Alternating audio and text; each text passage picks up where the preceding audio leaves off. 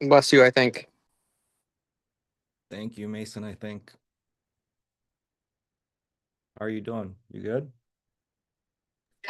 I'm doing good. I'm last minute. My grandma's in town, so I'm out getting food with them real quick. But I'm paying for the food right now, and then we're gonna take off in a little bit. So I'll turn my camera on in a little bit. Cool, cool. All good. Hope you're feeling better. I'm feeling better. Good, good. I went to the gym, and it's weird. Only certain exercises is a chat a bit worse. Bless you again, I think. Thank you. You can hop in when you're good, bro. Your Wi-Fi is like super choppy, Mason. It's all good. Okay, I'll be right back then. Cool, cool. Mr. Aman, what's going on, brother man? What's going on? Chilling, chilling. Excited to chat with you guys. Seeing Yes, a sir. little bit of Actually got momentum. some actually got some book discoveries, so that's nice from everyone. Yeah, yeah, it's dope. It's all What's it took. yeah, that's all I'll tell you. Like really quick pivot, some story guys, and boom. Yeah. Just boom, just like that. So retarded, bro. But I don't know. I mean, that voice note I sent you a few weeks back. It's been about a week or so about like how I don't know. I mean, we can talk about it later, but just like having a Yeah. opinion, just like sometimes like this, it's so crazy. Like I look at sometimes like gym launches stuff, like their scripts and everything. I'm like, this is so simple. This is so dumb, and this is worth like 100 million. It makes no sense. But sometimes Yeah, simplest things. yeah, for sure. So, Mr. Righteous, how you doing, brother man? What's up, Coach Sheik? I'm doing good. How you guys doing? Chilling, man. Just chilling. Ready for another coaching session. I think today be a hopefully it'll be a good one. I think now. I think last week we were still kind of in the place where some people were getting discovery calls, some people weren't. So now that everybody has some, I think we kind of really built some momentum talking about like the sales process, all that good stuff. So that'd be cool. Um, but yeah. Let's see. Who did Appreciate we? it. You got some, yeah, sales call locked in already. Moving fast. Yeah, man. I was geeked to start seeing some leads come through again since it's been a minute since I've been running some ads. So I did get a lead today. So that got me pretty excited. I didn't get Nice. any come through yesterday. So but yeah, got one sales call lined up so far. So Good Oh, stuff. sure. What's your cost for a discovery call right now, right? I think last time we saw, I think you said it was 37 bucks. yeah, it was 37 now. Let me see. It's kind of going up, but calls for discovery call. Where are you at in terms of your cost per discovery call? Let me check. I think it went down a little bit. Like it seemed to slow down. Let me pull up the sheet. It's like 40 something bucks right now. Sweet, sweet. Yeah, that's crazy. It's everybody seems to be getting book calls for like 20, 40 bucks. Reviewers at 15 bucks. That's retarded, bro. That makes no sense. I get clicks for 15 bucks, bro. What the hell? Um, Um, Last I checked, I was around 40 for discovery. yeah. Makes Yeah, sense. like around 40. I feel like once we throw a video in there and because right now my theory is that everybody's good, everything's good, but it's going to be a matter of like too much volume.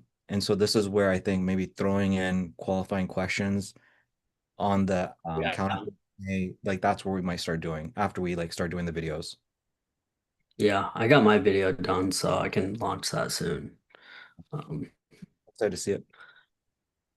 yeah, Is it that one this ad right here angle? yeah. Nice. For my microphone, I talked into a paintbrush, like a house paintbrush. I Oh was yeah. like, this should do it, you know? There's another ad. So I was looking through like the archives of like all the winning ads. That ad seems to Mhm. always be banger. Like it's worked for you. It's worked. I don't. There hasn't been a niche that hasn't worked for. Like it worked for Jorge, Right. everybody. But then there's another ad that works really well, which is Cam's second ad. I don't know if you've Mm. seen it, I don't know if I've shared it with you. I've seen it, but I don't remember like the angle. Angle, so it's like it starts off with like, hey, I'm not just another marketer. I was in the trenches as a Mm, marketing technician. I saw, like, in order to solve that problem, you need this solution. And then it goes into, we're going to get you the leads, work the lead, da, da, da, da. But then the other thing that's unique about that one is like he really paints a picture of like what you would expect as a consumer. So he says, imagine not having a cold season, and not imagine not having your season slow down when it gets cold. You know what I'm talking about now? right. Yeah, Yeah. yeah, I remember that. Those are It's the things awesome. that really jumped out at me is like I feel like the position is like you're showing you're in the trenches. So you get it. Yeah, And then two, the fact that you're kind of telling them, hey, I know exactly what you experience. And so I think we could right. all do that, right? You can again hold the freaking painting, a painting picture, and you can kind of go at that angle. Um, again, whether it's something that we doctor up or we make it more positive, like, hey, I was in the trenches as a partner of this painting company or something like that, right? Yeah. So I don't know if you saw that Cole Gordon has like his entire like funnels and everything where he's like selling it for like $20. I don't know if you saw that, but I got from the ads, and I purchased, the $100 bundle with like that includes like everything. So he shows like what kind of qualifying questions he put, how he runs his Facebook ads. Like it's like everything. It's pretty much like it seems like it's everything that's in his like coaching program, except like the coaching program it's like, you'll have the mentors and stuff, but like I think it's just like, yeah, once you're done with this ad, submit it. And then, so it's like those type of videos. So it's really cool that like, can get a little extra perspective. yeah, like I definitely like to check it out. My experience was the same. I purchased multiple things from him before purchasing the higher end stuff. And what I found is that he does the same thing I do, and exactly what you're talking about is like he took the high end stuff and he cut some of it out to create these multiple products, and they're just lead magnets. Yeah. But it has like quite a bit. And I mean, it pretty much seems to have everything. So, Yeah, it's really, really cool. sure. Cool guys. So Jorge, I hope you're doing well, bro. Dope. So we'll go and get started. Um, so I know we had some questions. I tried to do my best to answer them as thoroughly as I could beforehand. Um, so based off of this, Jorge, we can go through something really quick. I literally just pulled up Cam's call and I would just like tell you like, okay, here's what he's doing versus what I would recommend that you do. But I guess like what's going through your head before I share that with you? So hope you guys are doing well too, by the way. I'm good. But what's going through my head is really just the missing things that I don't have. So the remaining testimonials and the remaining testimonials and the let me pull it up here.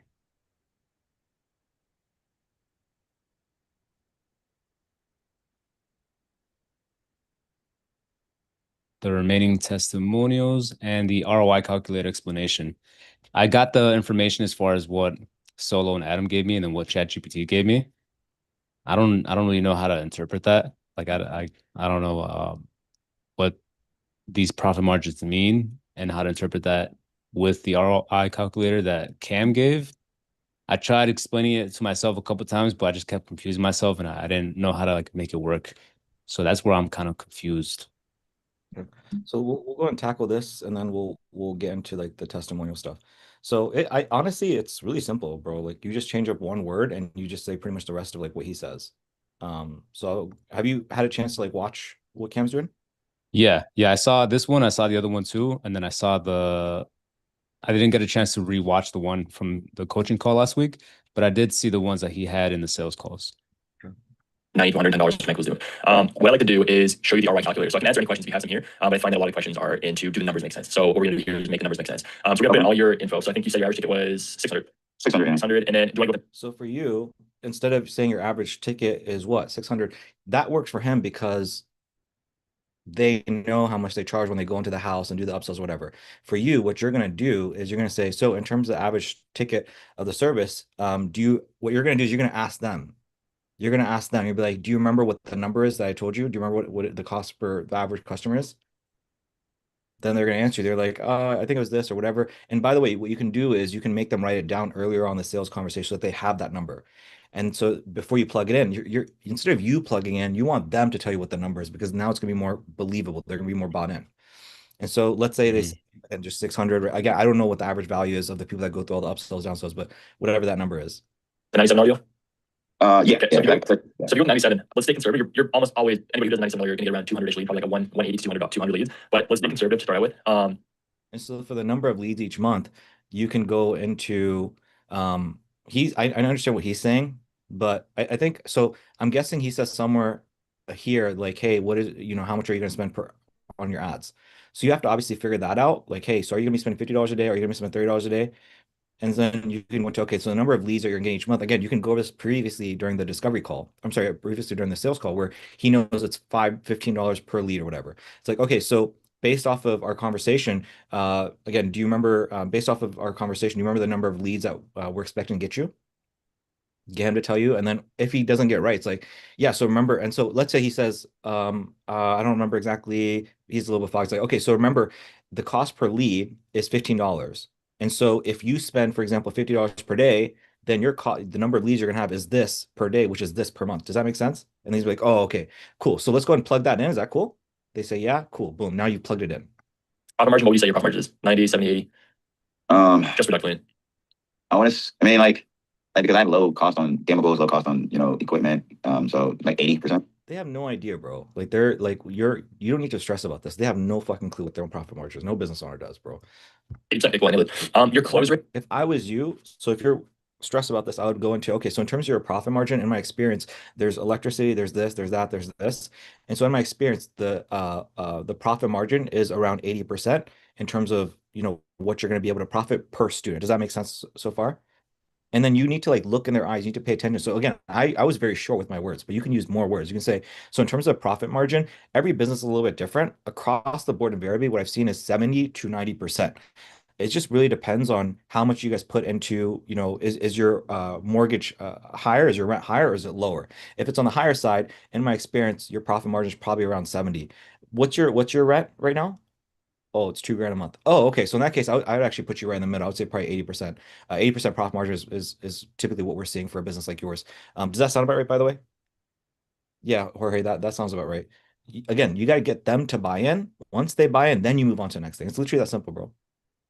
You don't need to be stressing about like ChatGPT, what the numbers are, this over. I was doing that for you. I was telling you to do that so you can get an idea. And pretty much you got what I expected, which is around a 70% profit margin. Rate isn't for when you're in the house. It's for if 10 leads come in, how many of those are you going to get booked? And what we find on average, it looks like around 30%. Almost everybody, as soon as they enter the system in the first month, it's around 30%. So the rest of this is, do you feel comfortable regarding the rest of this, or do you want me to keep playing this and kind of give you a suggestion of what to say? Everything's pretty much, I'm comfortable with the rest. Yeah. The only thing that I'm in my head about, I'm wondering, is the average ticket of service. This will be the price of the initial payment that they get. Like, hey, first consultation, here's $700. Or is that the lifetime? Like, hey, after they sign up, if they stay, it's gonna be $1,200. Good, exactly. So what you need to do is you need to in your sales presentation before you even get here, you need to ensure that they 110% believe it is the number that it is based off of your data, based off of your work with Adam and so on and so forth. So what is that number? Jim Law, what is the average? So after somebody like the upsells, downsells, whatever, what is the average LTV based on your experience? 1,200 Okay, so you would put in for 1,200. 6 months. Yep. You would put in 1,200. Again, this includes people that have churned, people that have quit, people that resign, stay longer, stay for like a year or two. 1,200 is the number. Yeah, so far the numbers we're about the 6 month mark of people staying from the challenge. And when you add it all together, $200 a month plus the Initial stuff. initial, it's like 1,200, 1,300. Do you by any chance know what Gym Launch told Soho or what Soho told you in terms of what this number is for them? No. So if I were you, one thing I would write down if I were you, bro, is figure that out. Because it's very possible that this number is like fucking 2 grand, bro. And that makes a big difference. And if I were you, if I were you, you could be even fancier with it. You could say, okay, so in terms of average ticket price, it's $2,000 based off of, do you remember our conversation previously? Do you remember how I broke that down? Yep, it's $2,000. Now, in this particular case, John, what I'm gonna do is I'm actually gonna put in 1,200 because I just want to give you the 6 months with us because typically our mission is to come in, help you grow your business. We want to stay there for 6 months. We don't want you to be in golden handcuffs. So I want to go and put this in for 6 months. After we're gone, it's gonna be 100% pure profit for you. So the number actually is $2,000, but I'm gonna put in 1,200 here. Because that's typically what the average value is going to be of the customer based off of our experience so far for 6 months. See how I'm like going above and beyond and kind of making it fancy? Again, if it's too fancy, fuck it, don't do it.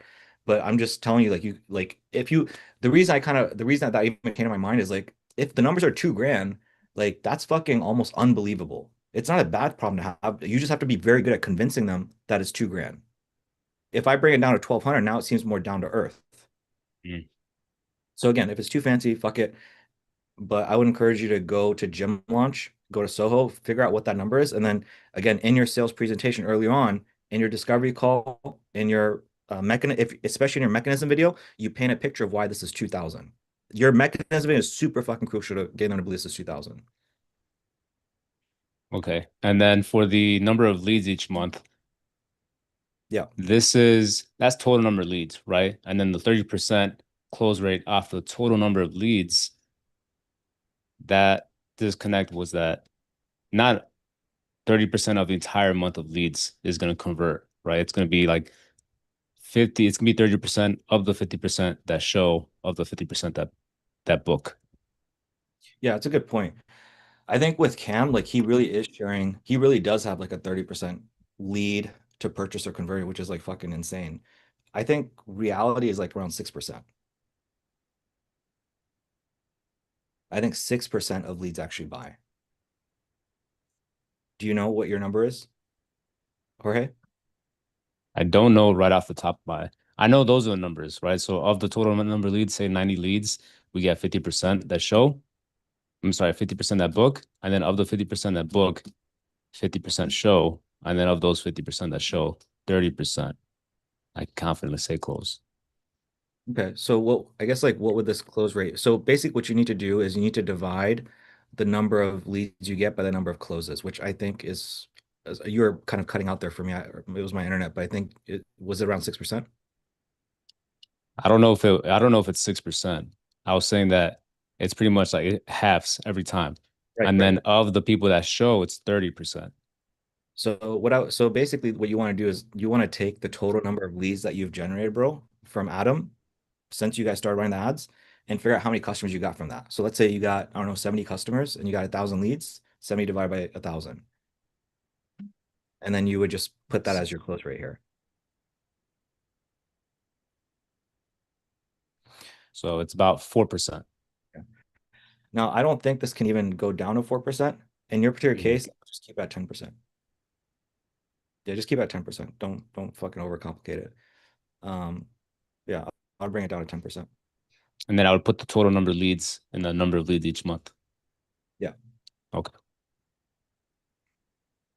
Yep. Okay. So Cool. average tick. So go ahead. I'm sorry, go ahead. I was just gonna reiterate everything. Like now that that's cleared up, once I make the video, I'll send it to you just so I want to make sure that I'm saying things correctly and I'm not like messing up over my own words. And that it's clear. The main thing I want to make sure that it's clear. Like it's easy to understand. So I'll send that over to you. I'll do it tomorrow. I'll film it tomorrow because this is like the last missing piece that I have. Yeah. That's cool. Yeah, and you'll probably film it and I'll kind of like critique it, and then you'll probably film like one more version of it, and that'll be like your final. Okay, cool. And now on that note, earlier on, I think you answered it, but you might have just like went through really quickly. In the beginning, where you guys both have in the unique mechanism video, you and Cam both have, hey, just this is crazy, just right now, just yesterday, this guy got this result, right? That is an important part of it. Yeah. How do I go about doing that? Like, should I just use the same results that I've been recycling in my other assets? Or does it have to be like, I'm not gonna remember, bro. They're not gonna remember that this is the same person as before. Like they're just not gonna remember. They don't know when that video was even created. oh, okay. right? I don't know when that video was created. The video I created, I literally created like pretty much after we figured out the gray background ad. Like this was early days in the 636 weeks funnel. Yeah, so they're not Okay. gonna. So don't even trip. I can literally just say, this crazy thing just happened. This guy just told me this, and that. Okay, cool. They're not gonna know like if that's an OG video or whatever. Hmm. Okay. Next question I have is regarding you asked me if I had more FAQs for the FAQ section, and I went in and I'm listening to all the calls like manually just to see if Claude missed any questions. Maybe they missed questions that like were super important but didn't. For the most part, it got the majority of the bigger questions, but there was also other ones. One of them being like, what if I don't want to do 6 weeks? Like, what if I don't want to do the 6 week challenge? Like, what if I just want to do like free trial classes? Okay, what else? And then the you other one, you got that on a sales call? yeah. Okay. And So that then go ahead. go with the other objection that you're getting. The other one is like, what if I don't want to learn sales or if I don't have time for consultations? So what if I don't have time? What if I don't have time to sell? What if I don't have time to do sales calls to close the deal? What else? And then what if I don't want to learn sales techniques?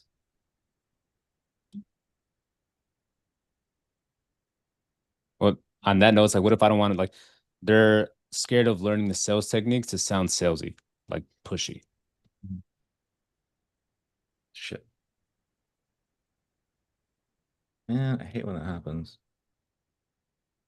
Shoot. Let me just go and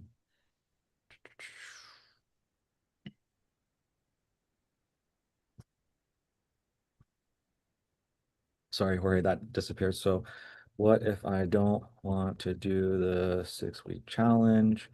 What if I don't have time for sales calls? What if I don't want to do learn sales to be salesy? And what was the other one? That was it. So a lot of this, bro, is like a lot of these things. So this one first. So this one, we'll go in order. So the 6 week challenge, why don't I, so the way you're gonna, the reason they didn't maybe want to do this is maybe because they weren't fully educated on exactly how it worked and it sounding sexy. So if you watch back my video, the free video commercial, the way I did mine, did you see mine? And you saw my and cams or just mine or just cams? Both. Okay. There's kind of a tonality, bro. There's kind of like a tonality and energy that makes it sound super simple, super sexy. Like I'm saying, hey, it's a free video, and then some parts injected. I'm like, so the crazy thing about this, man, is when you close these deals, these business owners are willing to pay 2,000 a month. And if you can retain a client for 12 months, that's $24,000. Literally for setting up an ad, setting up a funnel, and the very simple thing that you're doing to grow your own business, you just do it for them. You just check in on it. See how I'm like saying that with my body? See how I'm saying that with my words? Part of it is you doing that. Part of it is you doing it to a point where like somebody's gonna watch it and they're gonna be like, bro, that sounds so easy. So the fact that you're having this problem is previously when you were running this funnel with your discovery call and your sales call, you just weren't making it sound sexy. Obviously, you didn't have that video, the mechanism video, and I don't know what else you were doing, but you didn't actually no. Back in the day, well, you were when you ran the ads, were you ever talking about the 6 week challenge? I don't think you were. You're talking about like the free pass. Yeah. Yeah, so this is not even gonna be, bro, this is not even gonna be an issue for you. When we do that, so step one, we do the mechanism video, make it sound sexy as hell. And then your discovery calls and your sales calls, you just inject small little things to make it sound sexy. I don't even think you're gonna run into an issue with this one. The only two times that I have had an issue with that is in the beginning they're unsure of it because there was too many steps involved. Like, wait, I have to do nutrition. Like, do I need a nutrition They were certification? they All were that stuff. they were unsure on the discovery call or the sales call with you. And are you talking This about like, was on the sales call. but- so like, is this like local people that you met through referrals? This was no, this was like at the very tail end of when I most recently ran the ads. Okay, got you. So you launch the ads, and then on the sales call, people would be like, okay, well, what if I don't want to do this? It seems like a lot of steps or whatever. Okay, so the problem, okay, so basically, again, it's just the mechanism video. You have the mechanism video and you make it sound sexy throughout the discovery call, and you're gonna be good. That's it. And again, even again, it's small. Yeah. So I think the mechanism video is gonna be huge for you. It's how you say it, and then it's your tone out energy. And it's like, man, this stuff is so easy. I wish, um, John, as I'm having this conversation, I just wish more people would look into this and just understand. You guys are so into your training and helping people make this transformation, but like so many people just want the transformation change of like just being fitter, just being healthier. And if you guys just led with that, oh my God, making the money is just so much easier than pulling your hair out, trying to teach this technique, this and that. Just focus on giving people that outcome. And it's the $700 is like stealing cane for a baby. And then once they're in, oh my God, they just pay $200 a month, 200. And you know why? The reason is because of the freaking commodity that we have. See the energy I'm giving you there? Hmm. Yeah, it's small things like that. So I don't think this is going to be an issue. Actually, I think you're gonna be completely fine. Um, what if I don't have time for sales calls? Um, again, I think it's about the mechanism. I think it's just making it sound sexy.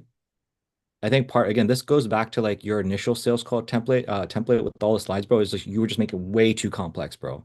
Way too complex, way too much shit going on. You were, as Hormozy said, you were not selling the vacation, you were selling the whole pathway to get there.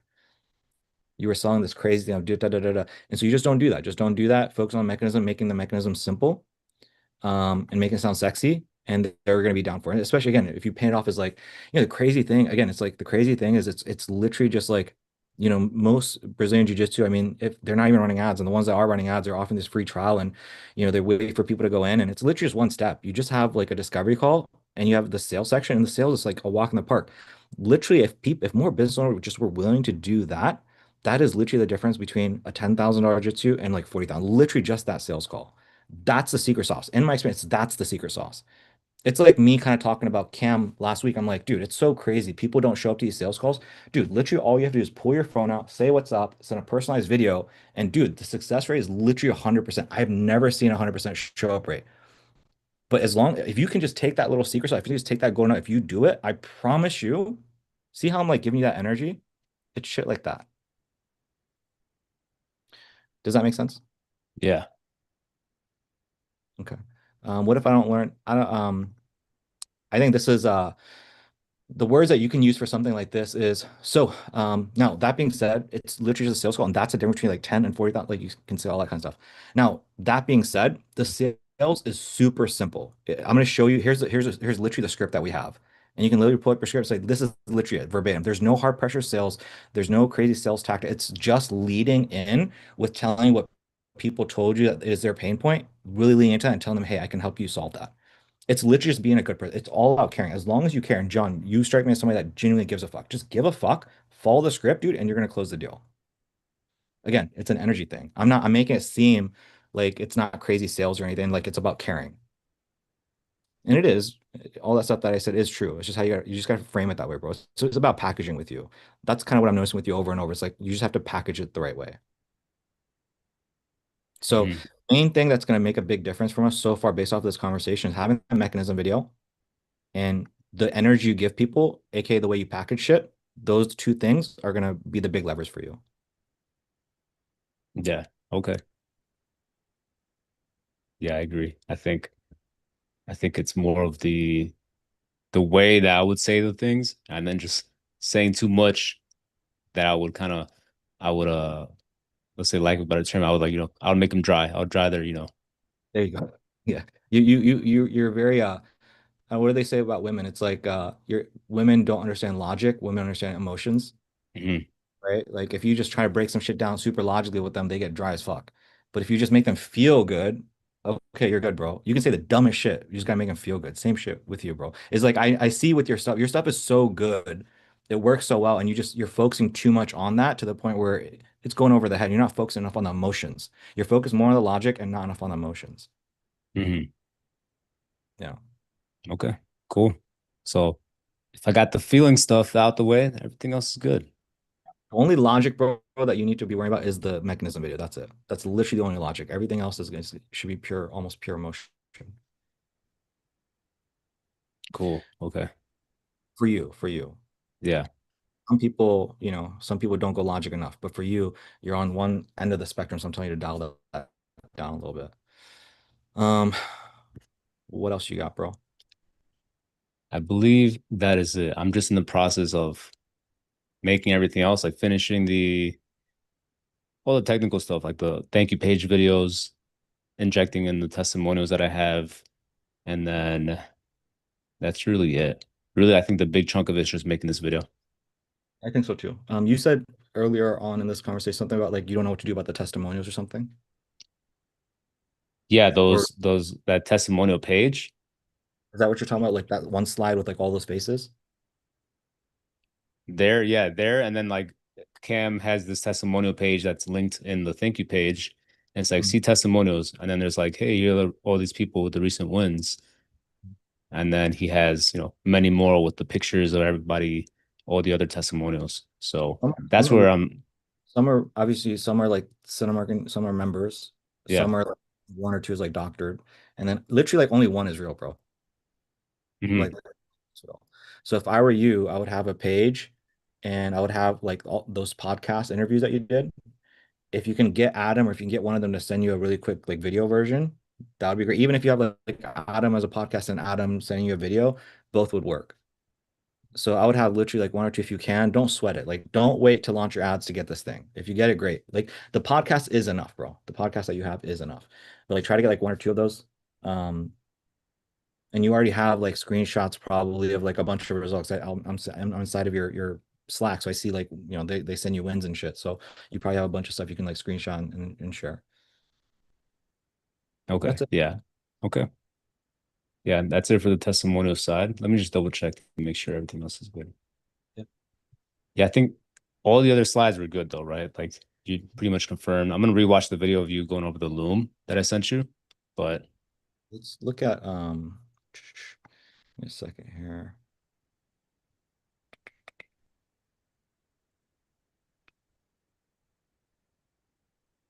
So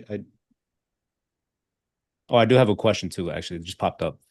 So in the ROI calculator, the one that I sent you, you're saying, hey, it might be good to just keep the cash flow kickstart in there.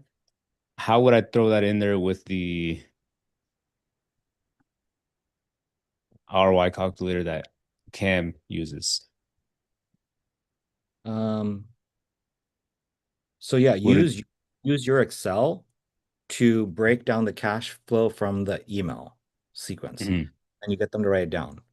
After that, then you go into, okay, so that's the first part we're going to do. The second part we're going to do is we're actually going to be launching the ads. So let's go and break down what you can expect from the ad costs, from the ads in terms of ROI. And then you would do this whole exercise. mhm. So I guess, does that make sense? Or are you confused on like, Yeah. No, that makes sense. I didn't know if I was supposed to have like two in one, but yeah, just break it down first and then cool. So that's out the way. Now here's the paid version, which will be all profit because you got this much from this. yep. So, and you, again, use like those words. Like I noticed on some of your short form content, your YouTube stuff, you're like, we're all in the green. This is all casino money. Like that kind of wording, use that. That's really good. But also remember what I said was like when you do the Excel sheet with the cash flow from the email, my big thing to you, bro, is because you're so logical and we need to focus more on emotions. Because you just throw out so much stuff, bro. You throw out so much stuff that I think it goes over people's heads. But some of the more important things are going to be the number for how much they make from the email. And then it's going to be this number here that they're going to make from the ads. So make sure you tell them to write both of those down. And even again, the average ticket service, tell them to write that down. Mhm, So a few things to write down. Average ticket of service, get them to write that down once they fully believe it through your mechanism video, through your conversation. Um, Number of lead cost per lead, you can get them to write that down as well. And then your email stuff, make sure they fully believe that number at the end of it.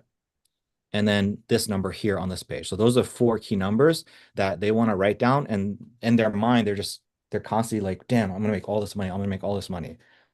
So that whatever you say down the road in terms of price, it's a non-issue because they're gonna have that number.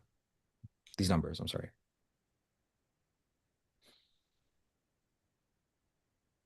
okay,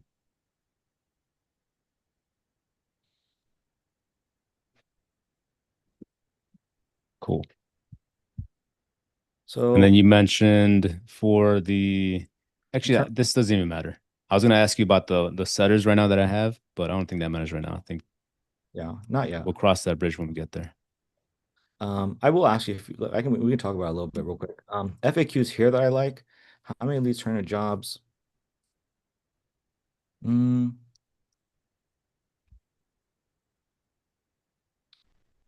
so I think we can so let's go ahead and add this one into your FAQs. How many leads turn into jobs? And we can say 10%.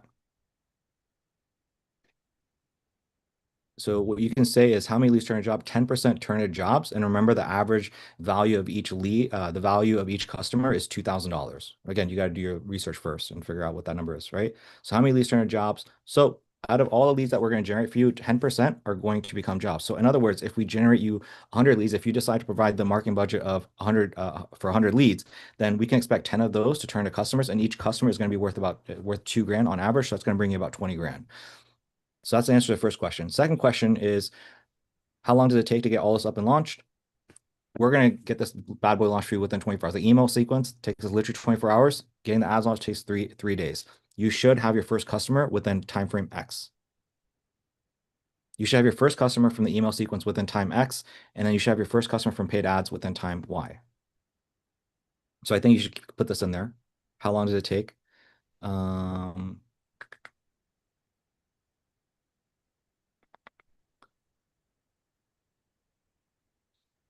How much does it cost you to acquire a customer? Anywhere from 2 to 400.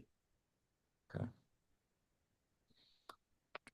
I think we can leave this out for now because 200 to 400 might scare some people. Yeah. 200 is not bad, but 400 might scare some people. And that was when I didn't have any systems. That was just me raw dogging everything myself. Okay, so I guess if you can make this sound sexy. So it's like, okay, last question is you might be wondering is how much does it cost using paid ads to acquire a customer? In my experience, it costs about 200 bucks. But remember, each customer is worth 2 grand. So $800 of that will be profit. 200 is what we're going to pay Mark Zuckerberg. So you can say it that way. Again, if you need to listen back to this, listen back to this. I would say it's something that like that. Again, it sounds positive, optimistic. So I would add those ones that we just went over. I would add those onto the ones that you already have for FAQs. Cool. Just added. Cool. Because I think, yeah, people will wonder these numbers. Okay. Now, yeah, in terms of like, so I guess what else you have before we talk about like the VAs? That's it, honestly. It was just really my missing links, and then everything else we addressed already. Dope. Yeah, man. So I guess like walk me through. So how did you train these VAs and how are they working currently? Like how many clients do you have right now that are active Brazilian Jiu-Jitsu? One. Okay, one right now. And then how many VAs do you have? So I have one jujitsu, one taekwondo, and one yoga. Okay. Are you doing the same thing for all them or different? Because I think the yoga you're doing something different. So for the jujitsu and the yoga, it's just free trials. Okay. For the taekwondo, it's 6-week challenge. But oh yeah, this is an update too. We're having a meeting tomorrow to basically what I told them. I'm like, hey, like we'll try it out for the next remainder of the month. And then if you want to pivot to what works for sure, which is the free trials, then we'll pivot to this. And then I'm thinking we're just gonna transition to the free trial offer for him. So then it would just be 3 free trial classes. Okay. And I have So 2 VAs. okay. So for the free trial, so I do remember the Brazilian Jiu-Jitsu guy. I think you were doing the 6-week challenge, and why did it not work for him? For the jiu-jitsu guy. So this is Northbrook. We've only ran a free trial Oh, class for him ever. Yeah, ever. okay. He's So it was the Taekwondo guy that you were talking about. My yeah, bad. the taekwondo guy. Yeah, So I guess like why is it not working for him? it's the sales component. I see. So you're getting the leads at a cheap price. You're doing your setters are able to call, qualify, get them in, and then when they do come, he's just not closing the deals. Yeah, I see. of course, Okay. everything else can always be better, like cheaper That leads, but still, it's really yeah. coming down to just not closing the deal. I think the way he's explaining it is not following what I told him to. So What's that's where it gets complicated. your cost per lead with him right now? Man, the thing with these Taekwondo schools, it's always been they've always given me trouble. Like I can't just quite crack it. Like they range anywhere from like $40 and they go down to like the cheapest I've gotten it, I think is like $18. My average with all the other schools is $7. Wow. So that in itself is a big difference then for sure. Yeah. And then show up rate to the sales call. Is that Show up rate to what is it? consultations, What 10 or 40%. 30, yeah, like around like 35, 40, what is it for everybody else? at least 50. Okay. So the main bottleneck I'm seeing then is one, it's your cost per ad is double. So that in itself is going to increase cost for sure. So if your cost per acquisition is $200, that's going to take it to 400 at least. And then his close rate, what is the close rate of other people versus him? So I don't have anybody else to compare it to for consultations. Well, you have like Adam and stuff, right? Yeah, but that was me. Like I Oh. was doing all the consultations. What was your close rate? I would have a 35 to 40%. He has what? 10, 20, not even 20. Gotcha. So what do you think's gonna happen when you pivot to the free class, bro? Like you're still gonna have higher cost per lead. You're still gonna have lower close rate, most likely. I think at least this way, I think he'll have a higher close rate You think so? because I think with him it's just him not feeling confident and like, man, I just don't want to be like he thinks it's all salesy. He thinks like trying to find like pain and like problems is like being a car salesman. I'm like, it's just really just figuring out how you can help him. So that's what I think. I think he's gonna have a higher close rate because I'm like, cool, you already know what to do. It's nothing new to you. It's just handle the business as usual. I'm just gonna get you people to do it for. And And now then that I've at this point with uh the newest ad sets that I've been testing out, I've been getting them lower and lower. The cost per lead I've been getting lower and lower. So I'm confident with these new ones that I'm gonna test out. It's just gonna be a compilation of all the winners that have gotten cheap leads. who all have you done the 6 week challenge with so far? The Taekwondo guy, Adam, anybody else? No. With Adam, how many, I mean, at your peak, how much were you making from him revenue wise? Overall, it was like 30,000 30,000 cash collected or like contracted?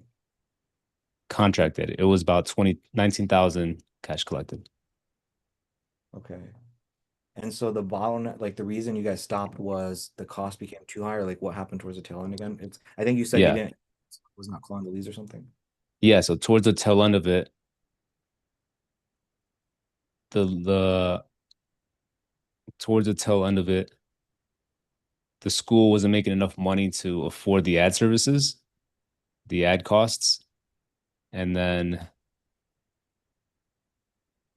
too many people are falling through the cracks, right? So the numbers going down, and then the ad costs were getting too high. They were not even getting too high. It was just like the actual cost of running the ads was we couldn't afford it. Okay. Okay. Yeah, We so can I was like, man, I got the whole call center after everything, after the fact. I'm like, dude, if I only had this earlier on, bro, it'd be different.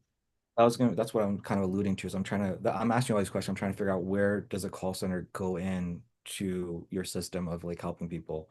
So you feel like the big issue was like you feel like if you now that you have the call center, you're gonna be good in terms of, okay. Okay, so let's talk about that then. So you have two people. Are they like family, friends, people that you hired offline, or what's kind of going on there? Yeah, so I had three. One of them quit because of scheduling. They're like starting a new program at school, but it's still good, right? It doesn't change anything really. Um, I found them on Fiverr. Yeah, Fiverr. Okay. So are they just like chilling, waiting for you to give them work, or? No. So I have my whole systems and everything. So every day they're dialing. Okay, so they're doing it for the Taekwondo. Like you have one VA for the Taekwondo. So both VAs handle, so it's morning and evening shift, right? Each of them handle all the schools, and they're calling for Northbrook, yeah, Taekwondo, the yoga place, and then they're calling the old leads for downtown, just to try to get them reactivated. Downtown is Adam, right? Or Mhm. how are you? So how much are you paying them? Yeah, how much are you paying them right now? $5 an hour. And these guys are from the Philippines, or where are they from? Colombia. Gotcha. And everything's cool. Everything's chill with them. Do you Everything's great. Yeah. nice? Hell yeah.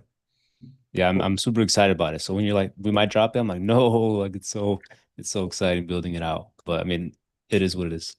I don't know. I'm not saying to drop it. It's just me and Aman were kind of going through that process of like working with the VA, and we were learning a lot of ups and downs. So, Aman, it might be cool for you and Jorge to talk about some stuff, when the time is right. Seems like he's kind of cracked the code, found some good people, done some good training. So it's good, bro. I guess what I'm just thinking is like, again, when you get your 10 clients, how many more VAs are you going to need in this and that? And Mhm. so Yeah. we're make a decision. You're either going to have to like hire somebody to manage the VAs. I was thinking about that too. And the one that's like been killing it, she's like superstar level. She expects she's like, maybe I might, eventually as we grow, I would like to like manage a team. I'm like, all right, that's cool, right? So we're kind of getting to that direction, right? But obviously that's gonna be a different level. It's something that I would have to experience too. But I think the reason why this works as well as it does is because my experience on the phones, where a good chunk of like me doing this stuff was working at a call center, and then also just doing this for the first part of like my first year working with Adam. So that's why I'm like, bro, like I know everything, like everything that involves this. Yeah, we just have to kind of play it. We just have to kind of figure out when push comes to shove. I'm not worried right now until you get like, we have like Mhm. a few things I could see happening. One, you're gonna have to hire more VAs, and you're gonna have somebody to manage them because you probably won't be able to manage. I mean, if you have 10 clients, you might be able to. I think maybe you have like one more VA, three VAs to handle 10 clients. And I think if we can have 10 clients and keep them on the roster, keep them continuously paying, and just keep it small and tight, like I think we could be good. But it's when you get to the point where you're scaling like 10, 15 clients, and then you're gonna have to hire somebody and manage them to, it's gonna be a thing potentially. But Mhm. cross that bridge when we cross it. And then again, the other option was like creating course material or training for them to find their own VA and hire and train their own VA. That's another option, Mm. right? But I don't know if we want to go there because that is going to drop your success rate. That's going to drop your service rate because not everybody's going to be as good as you in terms of finding, training, hiring, all that stuff. But again, we'll cross that bridge. But anyways, bro, yeah, I just want to go over that really quick. I just want to get caught up in terms of what you got going with the VA, so I can kind of maybe start brewing and think about things in the future. But cool, man. What else you got, bro? What else you got in terms of things you want to go over? Mm. That's it. I'm gonna get this done ASAP, like the videos, because I just a couple of the other guys that are like old leads just hit me back up. And I just had off the phone with one of the other owners from another Taekwondo school, their franchise, because they're a small franchise, but they're not a franchise. They're like same name, but they all operate under, by themselves. But it's a tight-knit group, so they told each other about me. And one of them's like, yeah, cool, let's set up a call. So I called the guy, and I wanted to get this done so I can put this to practice, right? If I get them, cool. If I don't, I just really want to just practice live. So I use them as like a practice dummy. But that's what's going on in the pipeline right now. And then I still wanted to do the looms, like a loom follow for all my like my most recent leads that I kind of that kind of shit the bed with, right? As far as like the old sales calls, where it was like I was watching them, like, dude, oh my God, I'm so bad. Like if I think I'm good, like if I don't even think like where I'm at right now, I'm like, man, I can't imagine like later on. I'm like, dude, I'm probably shit right now, but it's okay. So I'm gonna do some loom follow-ups. What do you think? Okay, I see what you're saying. Loom follow-ups in terms of working older leads. Should I use that like unique mechanism video to send that, or should I send something different? What I would recommend, bro, is the if I was you, if I was in your shoes, I would. When do you have the sales call with this person? We haven't done anything yet. I just called him today. I'm like, hey, what's up, man? Like, this guy told me to reach out to you. Let's set something up. I gotta go here real quick. He's like, cool. Just let me know. We'll figure out a time. So it's very, very like not even anything. Okay, so what I would do is step one, I would get everything together, like the mechanism video. Let's get that knocked out. You don't have to have the final draft, at least have the first draft before he watches it. Um, and then the testimonial videos, let's get that knocked out. I think that's pretty much all you have to work on in terms of production, creating stuff, if I'm not mistaken. So step one, do that. Step two, get him to go through that experience just to test it out. And in the meantime, so step one, get all that stuff done. Work back and forth with me to like finalize your mechanism video. Step two is again, talk to him and get some booked out. And if I were you, bro, I would spend an entire day just watching like Cam's calls. Like watch like all of his discovery calls, watch all of his sales calls. Just do that. Because for you, that's what you just need to move in the direction of like more like a little bit free flow because you're so serious. So I think that'd be good for you. And then hop on, do that call with them. And then after that, the next step is to launch the ads. I will before you do any type of Loom follow-up or anything, I would not because I just want to see the system work. That's the most important thing, is like just seeing the system work, seeing it. Oh, we're gonna probably do the gray background ad, the same thing everybody else is doing. I was gonna mention that to you the other day. Do you know What is that? it's the everybody's wearing the same right now. I don't know if I Oh, the one I think I ran that the very first time when I was doing the free commercial. yeah, exactly the free commercial. Everybody's wearing the same thing. Uh So we so do like a story, like in stories or feeds. yep, it's just stories. Um I think I'm on set me. Yeah, it's like this stuff. I'm looking for five doing this thing, right? And you just put on stories, right? So everybody's doing the same thing. Right? So we're just gonna take your offer, what is it, like 20,000 revenue in like certain amount of days or 20 jujitsu clients and whatever. We're gonna launch that. Launch your winning ads that we already have. So those will be two different ad sets. One ad set will just be you just turning on like whatever works. And then you'll create another ad set with just a story ad with a great background. And so I just want to again see that we're consistently getting like I think you got like $50 book calls, 20 or 50, like your shit's fucking fantastic. Once we have that, and the next step in the process is me and you just like I think working on sales, bro. Last time around we didn't work nearly as much on sales as we needed to. Like work on your discovery call, work on just listening in. I'm gonna do my best to listen on your calls and try to give you some feedback. And then once you're good there, bro, maybe we get a closers too.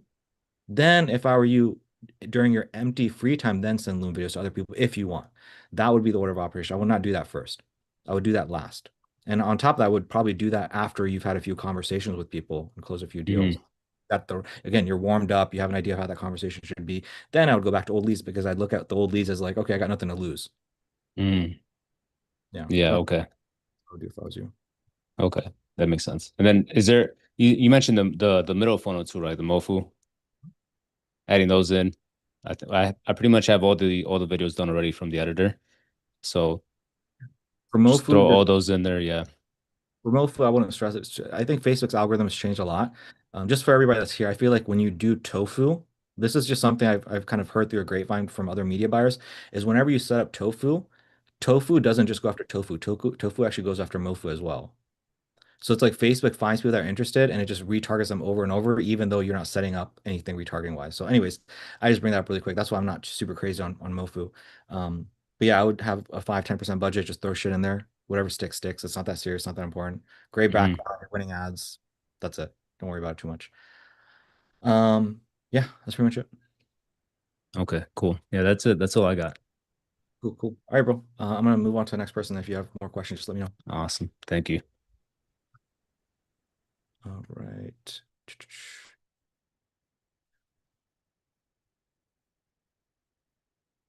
I think I'm on no Riviera. Mr. Riviera with fucking $15 book calls, bro. What is going on?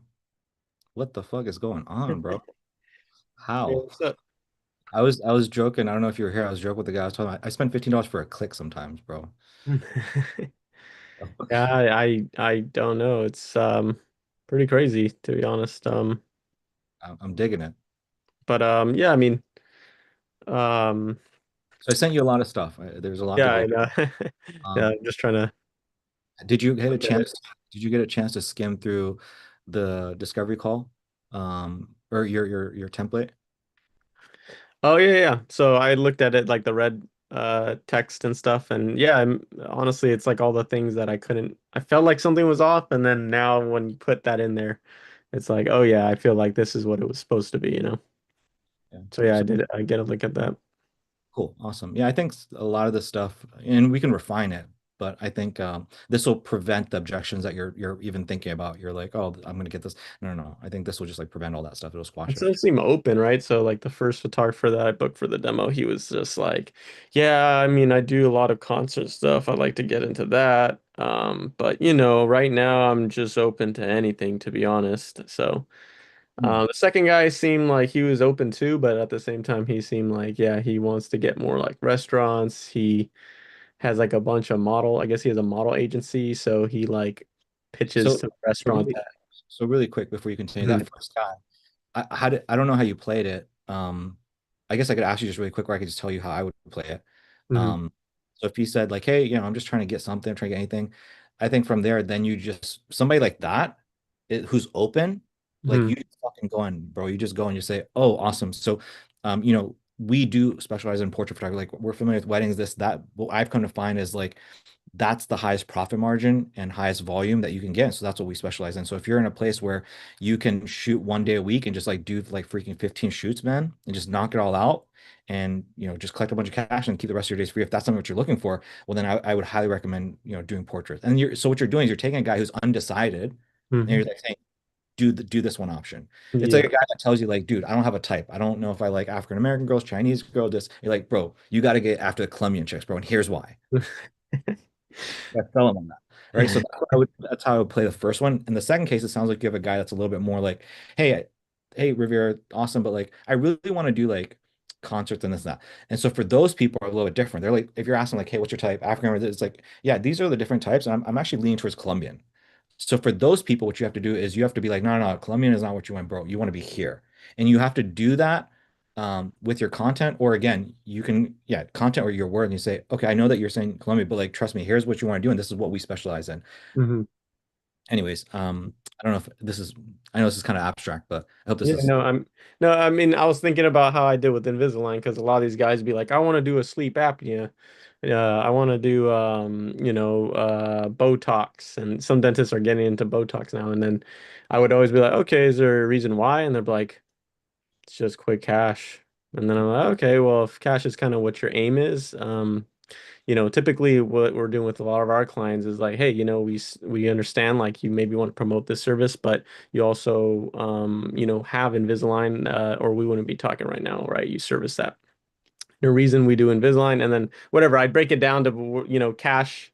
I There you use go. that as the anchor of like, well, if the cash is important to you, we usually start with Invisalign because it's the least amount of chair time, it's the easiest to deliver in terms of service, and then also it gets you the most amount of new patients in the door with volume, right? So volume's a big thing for you. So, and then what happens later is like, hey, we fully build that out in the full scope of what we can do. Now we can start looking at maybe that service that you're talking about in terms of Botox and sleep apnea. So I kind of almost like kind of still give them that a little bit, but I tell them that we don't start with that.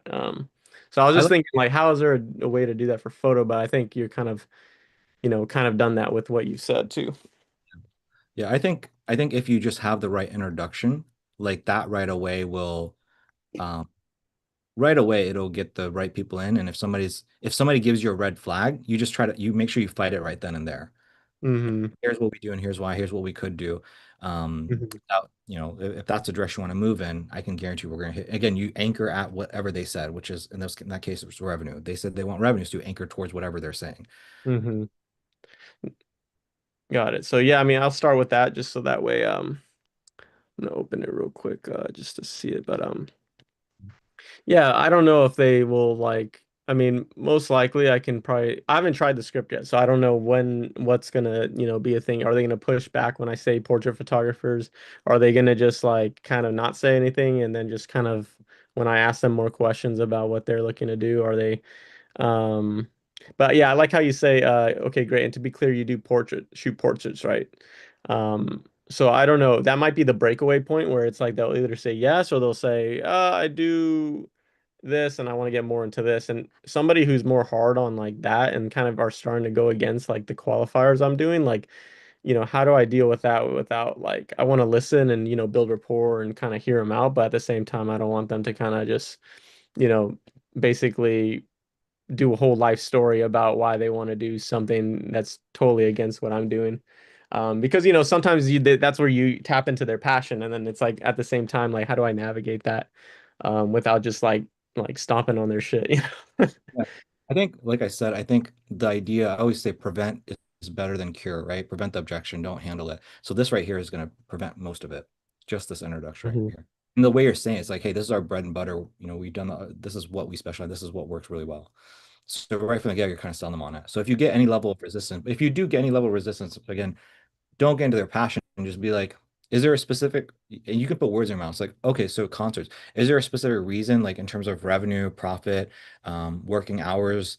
Is there something in there that is the reason why you want to go into that? Because for us, what we've come to find is, and you can literally say it this way, what we've come to find is that portrait photography is the highest cash flow. It is the easiest thing to do because again, we stack them all in one day. But again, is there a particular reason why you're seeing concerts? Mhm. They'll tell you, and they'll if you phrase it the way I said it, they'll sometimes even just like shut up a little bit. They'll back off, I think. But Mhm. when people, and if they don't back off, by the way, if somebody's adamant, bro, you just don't talk to them on the sales call. Mhm. Yeah, it makes sense. But most people seem like there's an opening. I just feel like I didn't like take it as far as I could have, right? But I do feel like a lot of these guys, I mean, I'm getting people who didn't answer the discovery call that are emailing me saying, "Hey, so sorry, I still want to talk to you." And then I even got my buddy who knows what I'm about to do here, and he texted two photographers, and they've hit me up and this is just from like, the social network kind of thing. And they've hit me up. So I'm gonna talk to one of them. They're on like a, summer vacation thing, but they're coming back Wednesday. But he told me, he's like, hey, I've been talking to these guys. I've hired them for a couple shoots, and every time I hire them, they're just like, oh, it's so slow. And he's like, oh, my buddy Daniel is actually helping a lot of photographers right now, and this and that. And sure enough, they're like texting me, like, oh, Mateo told me about you, and that you How run many ads on Meta, and I really want to get how into many how many discoveries calls have you had from ads though? Really quick. Um, I think I've had just two, but like I said, I feel like I missed a lot of what I could have had because of the whole sync issue. It's fixed now, but it was just like it was like one of the busiest days of my life kind of thing. And these guys had to just totally fill up my shit. And it happened like within 1 hour. It was weird. It was very weird. But that's how the cost went really down too, is like everybody just jumped on the ship. But so it's just been a kind of a process of kind of hitting up those guys every day, but not really getting answered. But knowing that I just got an email back from one of them saying like um That's good. he wants to talk. And some of them, I think one of them I called that I had a call with answered, and then he was actually apologizing to me. He's like, "Hey, you know what? I think I did schedule with you. So sorry if I couldn't make that one." And I'm like thinking in my head, I'm like I kind of messed up on the scheduling, but so but for the most part I've just done two, and I've been trying the calls, but Yeah, all that sounds good, man. Like I hear no red flags. In fact, from what you're telling me, it sounds better than average. Like I'm hearing super high intent, like super high intent. So all and that they sounds talk to me like they're not like, here's the thing is like, okay, so I've seen it, not all, but I've seen different niches, right? I've seen dentists, HVAC doing a call funnel, and then kind of a level of apprehension always on the discovery call. There's always some level of apprehension, and I really don't feel it with these guys. They're telling me their numbers, they're talking to me. I think maybe because they say, "Oh, I saw you do photo video too, so I like that," and I don't know, maybe because I feel like they think I'm one of them essentially. I don't know if that's what's making it. It just seems like there's not like a wall or a barrier that I feel like I have to chip at, and they're just very open and like almost like a friend, talking, which I've never felt before. And I would always chalk that up to, oh, dentists are doctors, and there's like a level of I'm a young kid or whatever, right? So, but yeah, I feel like with these guys, it's a little more feels more one-on-one. Kind of feels like how when we talked when we first talked with Shigana, and they got into this thing, and we could just like chop it up. yeah, it's not in your head. It's for sure not in your head. It's definitely like I feel like talking to photographers and videographers is very different than it when I do talk to like a business owner for sure. So it's not in your head. It's a very big difference. And the other good sign about what you're saying is if you already are kind of noticing that, it's going to be much easier for us to transition to like a coaching kind of style down the road. So I'm already kind of seeing that with you. So it's all good. All green flags, bro. All green flags. Well, and funny enough, the one of the guys like I think he forgot about the offer, what it even was, but he was just like, "Yeah, man, whatever you can help me with. I mean, I'm willing to learn it too. But if you have a system or whatever, but yeah, I'm willing you to teach me or whatever." So I thought it was funny that he just threw that in there, but yeah, I was just so yeah, but in terms of any other questions, I mean, you pretty much answered a lot of stuff. Your question regarding the hell yeah, hell no, do you put that in discovery? You don't put that anywhere in the discovery. It has nothing, no. Because if you put down the discovery, what you're doing is when you say hell yeah, hell no, like that is so abrasive. It is so like, yo, we gonna move forward or not? It's pick Yeah. me or pick them, right? If it's not me, like hi, my way, and so this only works when you have so much buy-in from them that they're like, yeah, bro, like that's fair. And that only works on the sales call once you have earned their trust, once they have become vulnerable with you, once they're like super bought in, is when you can say hell yeah, Yeah. hell no. So yeah, Okay, because I was saying in a way that like seeded it. It's like, hey, when we go on the demo call, I'm gonna show you A to Z, and we'll get to a point where if it makes systematic and financial sense, then I kind of like plant the seed that, you know, I feel like I kind of did that before, but I guess I don't know if we've changed anything since then, but maybe I have it wrong and I've been doing that since dental and HVAC. But yeah, I mean I'm willing to 86 it if we have to. yeah, It's not in there, but yeah. So I think I kind of put that in here for you. So I'd like to transition the conversation now, but first I want to say thank you for being so thorough with all your answers. That makes it easy for me based on your answers. I 100% believe that you are the candidate for what we're doing here. And so what I'd like to do next is hop on a Zoom call with you to demo our exact strategy for portrait photographers. In other words, show you exactly their exact ad, follow up, blah, blah, blah. You'll see everything from A to Z to the point where you can do it if you want, or if you decide you want us to do it for you, we can explore what that'd look like. But again, for now, I just want you to see a system so you can decide for yourself. So the goal here is we just want them to show up, man. And then again, if you consider the sales call, we're framing the sales call right from the beginning. It's like, hey, here's what's going to happen. Here's what's going to happen. And then if you want to move forward, I'll make you an offer. So you say that at the very beginning of the sales call. mhm. So you don't have to worry about this so much. You Okay. got Do we have to just do the hell yeah or hell no, like setting expectation before we get into the slides? Like I'm on my first slide, right, on the demo, and do I mention that at all, or just wait there's till the end before the? so based off of your question, bro, I can tell that you need a refresher on the material. The material will tell you when to say the hell yeah, hell no. There's a specific part. Okay. You There know it what week that is in the course material? I think week 5, right? Or Yeah, it's so week 5, master the sales call. It's here. okay, cool. Yeah, I think I just need a refresher to be honest. Yeah. Um, so after you go over the system, ROI calculator, um, that's it. Do you have any questions? Actually, I think the hell yeah, hell no might be after this actually. Yeah, there's the hell yeah, hell no. So we have a request here. So it's like, so again, you can go into material, but 1 hour, 60 minutes, and this is where we go the hell yeah, hell no thing. Once I say yeah, then we go over like structuring the offer and everything for them. Cool, cool. Yeah, and then I feel like the things I have to create right now that are of high importance, and let me know if I'm wrong on this. I want to have that thank you page kind of like that Cam has with the That is the all most the important stuff thing. and things like that. Is the most important thing right now. That is the number one thing. And then getting your girlfriend to create a testimonial video. Those are the two things that you need to create. Most important things right now. If I were you, I would do that ASAP. I'll just write a note on it. Cool. Yeah. Yeah. It was just nagging me. I feel like I just need something that I can send them. If they didn't watch the thank you page video, then it's like I can use that as a like, here's a link to send, or I can, say that somewhere in the discovery call. If they haven't seen it yet, I'm gonna send that over. So it's just like more ammunition that I can use just to make sure they show up to demo call. And then also obviously a testimonial is great because I can, I could throw that on the thank you page. I can use that as like something I could send them a link to um just to keep After these guys like high intent and then also like just like they just they don't doubt me, you know. Yeah, no, that's literally part of the script. So after we go over like what I just shared, like, hey, I'm gonna show you the whole system A to Z, and then blah blah blah.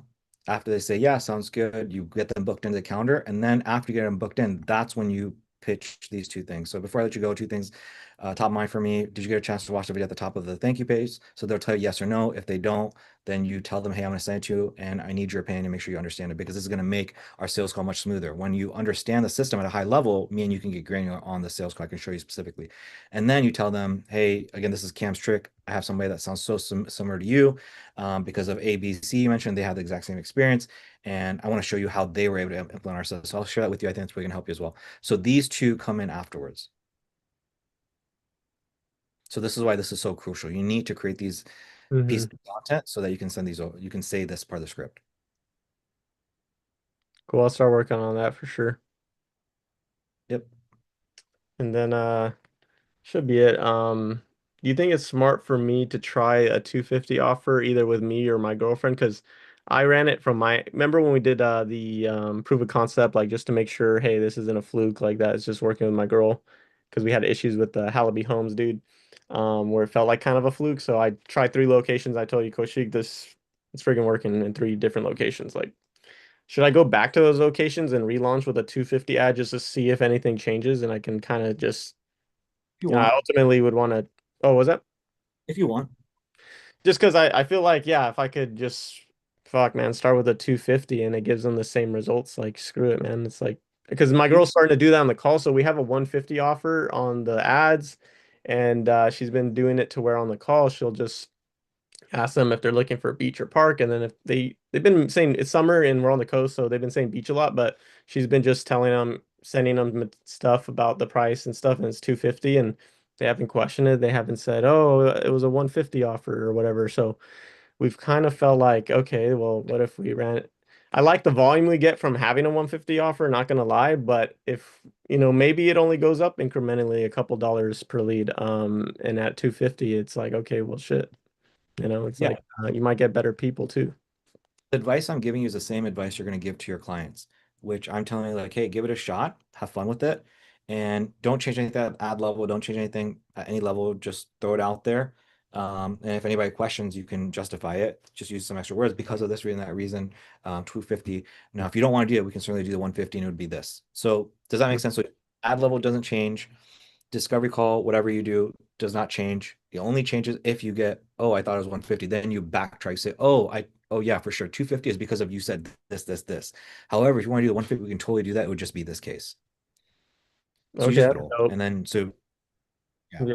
And Do you think so that's a better move than yeah, changing the ad and starting at a 250? don't change that. Don't change that. Okay. Because it's working and people are not questioning you. Once you get to a place, if you, and honestly, dude, like here, it's kind of psychological warfare, right? You keep everything the same, and then you say 250, and some people are not going to bat an eye. The ones that do bat an eye, they say 150. When you downsell to the 150, dude, they're like fucking selling themselves. Does that make sense? Like Yeah, you're because like they're already down for the 150, and then you just give them that. you give them a 250, and so when you say the 150, they're like, oh fuck yeah, like so it's like psychological warfare. You're like anchoring. Yeah. So I'm not changing anything. And my other advice to you is like try it, and then whatever advice I'm giving you, bro, like you're gonna do the same thing with your clients. Like start them off at 150 maybe, and then tell them to do 250, and then or if this strategy works so well, just implement 250 for them as well. It's like, hey, we're gonna launch the ads and say 150, but when you hop on a call, you're gonna say 250, and then if they do, here's how you backpedal it and show them a sales call of you doing that. Yeah. It's just not the natural inclination, I think, in my mind to do, but it makes sense when you break it down, like, and that I've seen it with my girlfriend that it does work, so I'm starting to see that. No, it doesn't feel, it feels bait and switchy, but it's not, in the sense that, most people do kind of just unload what they want, and then you kind of use that as like, well, based off what you're saying, that's actually our 250 offering, but of course, you came in from the ad. There is a 150 offering, but it's just going to be this. Yeah. So something like that. I don't know. I don't know If how you, exactly. I personally would just do it like think back to how your girlfriend did it. I don't know if you record that call. I would go back and just do it the Yeah, she same way. records all her calls, so. Just do it that way. I would not change it up. I would not change up your sales. I would not change up what you're saying. If it were me, the way I would say, the way I personally would do it, and take this with a grain of salt, because I suggest you practice what is proven, and your girlfriend's already proven that works the way she does it. So I would maybe start with that. But like if it were me, I would probably just be like, okay, awesome. So cool. Do you remember the ad? Do you remember the offer at the ad level? Do you remember what you saw? Cool. All right. Well, basically the way it works, the way it breaks down is I'm going to see you here on Saturday. You're going to show up from here this time to this time. And again, it's just 250. You pay down a $50 deposit today. That secures your spot. I'll see you on that day and you can take care of the remaining balance then. And then they're either going to say, cool, or they're going to say, wait, I thought it was 150. Oh, yeah, yeah, no, at the ad level it is 150, but at the ad level we said this. And so if you want, we can certainly do 150, but here's what it would have to be. Is that cool? Are you good with that? And yeah, that's it. That's literally it. Cool. Okay, yeah. No, that makes me feel better. I just yeah. I'm still learning this thing, but it's nice that she's kind of the guinea pig, so I just kind of get feedback and then I And have your clients will be guinea pigs too, bro. Like your clients are gonna be able to test things out. It's just like Cam. Cam tests out $97. He tests out 297. And so you can test it out as well. My theory is that the better your clients are, the better people are with sales, the higher you're gonna be able to charge at the gate. That's what my theory is. hmm Again, the beautiful thing is like with all the upsells and everything just fucking works out. It's beautiful what you got going on. Yeah. And I'd like to see a further breakdown like what Cam says because I know he has like a weird like voodoo or no a weird like yeah, Jedi mind trick or something like how he phrases it, but it ends up being like what he wants to get by the end of the month, right? In terms of his price. So I don't No, know what I if meant, there's like material or something where he's made a video on that or he's described it better. I might have to just watch back on an old Loom call of our the last no, time. no, But no. What I was referring to is so the way he runs ads for his duck clean business owners is sometimes they do a $97 offer at the ad level, and sometimes they do a $297 offer. That's what I'm saying. okay, And the one he does is he just like tests with different people. Some business owners are like, oh, I'm cool with that 97, so he'll run the 97. Some people are like, no, no, no, okay, man, we'll do 297. So that's what I okay, meant. But what I was trying to get across to you is that he is testing with his clients and figure out different things that work for them. So similarly, you'll do different things to test out what works for your photographer clients. Like me and you are just starting this whole thing with 150, 250. Hmm. But at the end of this year, your whole strategy is going to evolve so much because you're going to have a chance to iterate this with so many of your clients. Cool, cool. Yeah, I'm excited. I think I just need to get it closed to really kind of start getting more data, just other than just my girlfriend, and then that'll bring open a lot more doors, and then I can just start building and refine product, but also at the same time refining myself and uh, you know, um, yeah, just making it more solid. I think I got a good cost per discovery call. I think now it's like just working on things that make people solid, like leads, Yeah, I me and you went from $15 to get a click to $15 bookings, which is wow, holy cow. Yeah, I think it is crazy. I haven't changed anything too. I know I said I was gonna run $40 a day with that new ad set with like the gray, but I just got hit with that travel shoot and then a combination of it just the cost going lower, it just started booking out more. So I was like, okay, I'm gonna hold off a little bit. I might get overwhelmed. So and now that I'm finding kind of where things are kind of broken, it's helpful. But I do want to do that at some point when I feel like I got a little bit more. I think with these script tweaks, it makes me more confident and I ultimately do want to see like, hey, maybe doing it in ad set with something like with the last things that we talked about, maybe shit could go lower. I don't know. No, I think you have the right mindset. So right now for you, step by step, if I was focusing on things, it's creating that two piece of content to have your funnel built out, practice the new script, really getting people to watch that content, um, really study the discovery call script, the sales call, like the content week 5, really study that, man. Watch that a few times if you need to. Other recommendation would be watch, Cam in action, in his discovery sales call. I think some of Amon's calls are in there as well. Um, and then from there, again, just don't even, again, if your ads are working, they're giving, yeah, I mean, I wouldn't sweat it. Like if you want to just keep it on, keep it on. It's not the most important thing. But yeah, we can't have down the road, we do need to refine your marketing, exactly what your offer is, exactly what your market is, everything. So we will, down the road, maybe not this week, maybe next week. Next Mhm. week when we have a conversation, maybe next week we'll launch an ad set with, the exact ads to 3 different pages and all stuff. But like I wouldn't worry about that right now. As long as your consistent game book calls $15, like there's nothing to complain about. It's not broken, let it rip. Cool. And for like, let's say, because I'm imagining some of these demo calls are going to go to, or yeah, I have some demo calls to do now. So building out, like I kind of had everything templatized from dentist to HVAC. And HVAC is kind of like hams. It kind of has that story thing with all that. But I imagine like I don't know, like do I do would- that with my girlfriend? And do I mention that she's my girlfriend? And like, I haven't really thought, honestly, I'm just kind of thinking of it now. I'm like, haven't thought too far ahead, but now that I'm thinking about it, I have to build a little bit of the demo kind of pitch deck or, How uh, are you? How are you again? Go through the course until week 5 and rebuild it from the ground up. Okay, rebuild it from the ground up, and then I would not say she's your girlfriend. I would just say she's a client of yours, and just use her as a story. And again, if you need to Photoshop some stuff and AI stuff, so the idea is just make it sound, like camp stuff. Make it sound like everybody else's stuff. So stick to the proven formula. Do not say it's your girlfriend. Do not say this, that. Just stick to the proven formula. cool, cool. But I can use her kind of as material, to tell a narrative yeah. Okay. Yeah. And, cool, cool, cool. Yeah, that's it for me then. That really helped. Thank you. Anything else, bro? No, that should be it. Cool, cool. In that case, let's do a transition. Then again, if you have more questions, bro, we'll be around. All right. All right, so questions, Aman? I'm listening, by the way. I'm just here. Give me a second, but I'm listening. Cool. Let me see. So I recorded my video ad. I recorded like horizontally, so I'm gonna test both the square one that I made with the banners and then as well as just like more of a story fitted ad. And I think I'm just gonna start with that as far as like um testing the video ads like on the story. Yeah, I would do like square placements on stories. I don't think it makes it like, yeah, I don't think it's gonna be like a huge issue. Okay. Okay, yeah. But I mean that's pretty much ready to go, so I can. Well, okay, well, the ad that you're gonna be doing, you're gonna do on stories, and it's obviously, if it's that one ad, it's like a minute long, right? Yeah, actually let me see how long it is. If that's the case, then I don't know if stories is the best placement for that one.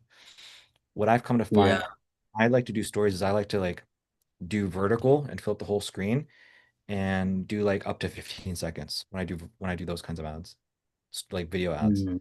So I don't know. I mean, So it might work.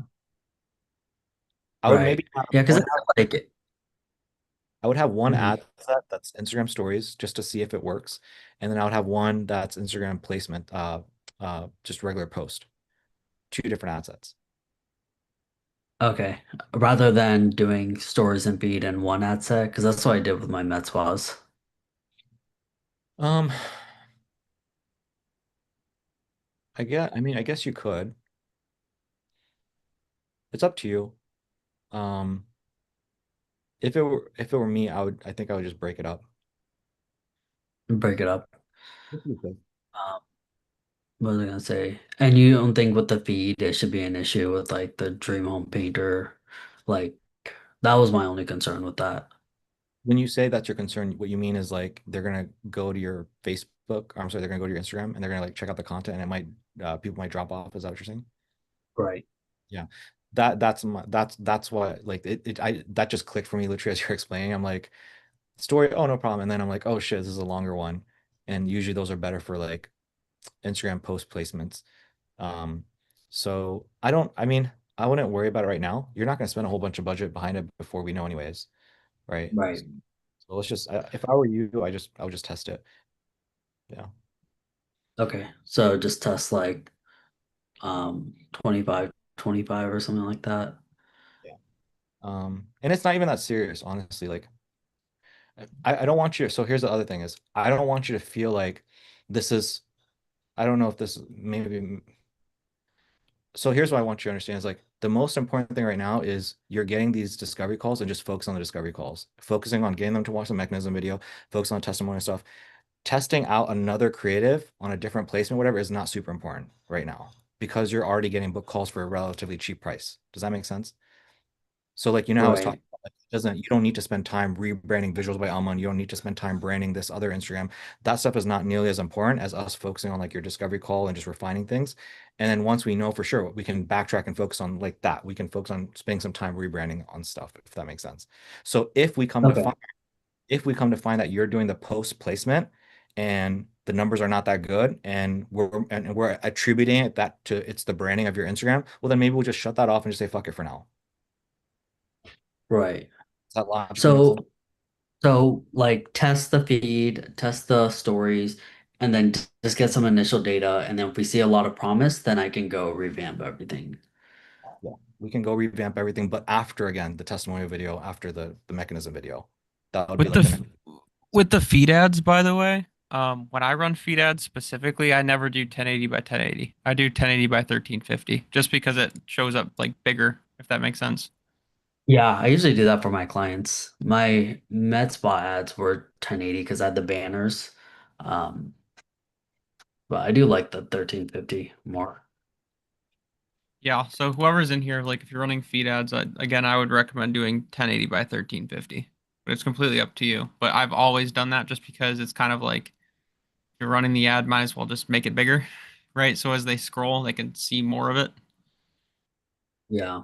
And it's not like obnoxiously big to the point where you can't see both the headline and the so I think I might have done that for the story anyway, so I have a version of the 1350 of it.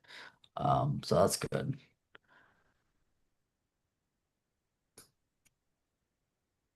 But yeah, I think that's it. I think just testing that. I've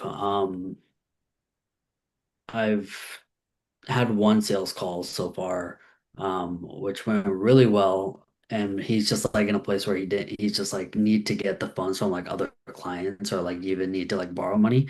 Um, so it's just been hard to get a hold of him now. But he has been messaging me. So I do think it's gonna be a close deal, but it's like still up in the air. Like I can't say for sure.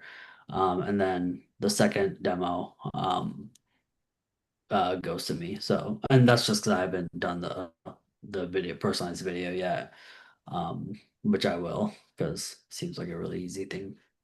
So, and then I've had only like a few discovery calls. I'll get like a lot of response in the thing. I just started calling like quicker in terms of like if someone replies, I'm just gonna call them. Um, but so the previous leads, it's actually been like very responsive on text, but then they haven't like answered when I would like call and text them and stuff. So, but I probably can just go back and just call them like a How few many more times. how many discovery calls have you booked so far? Um, let me see.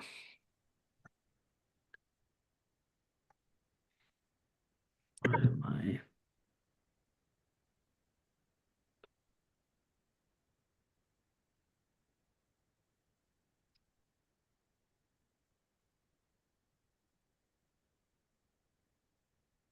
About 15.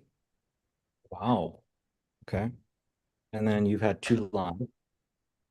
I've had 4 live calls.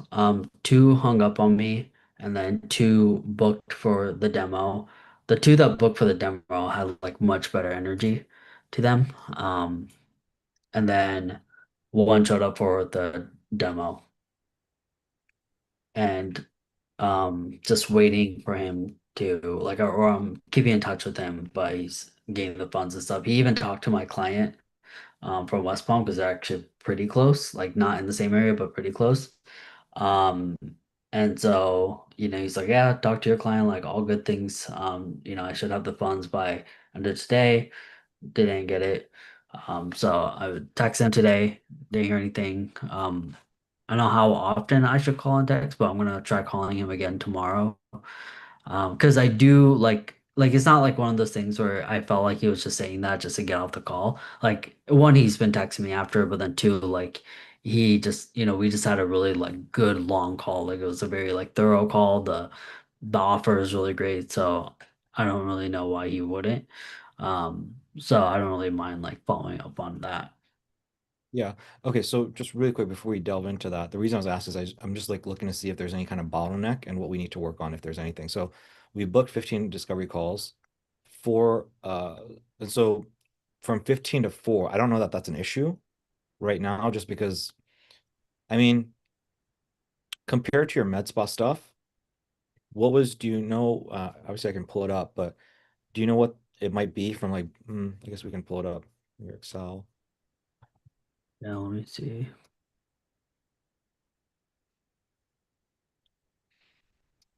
So book discovery calls. So we have 102 here. Live discovery. So it's about 50%,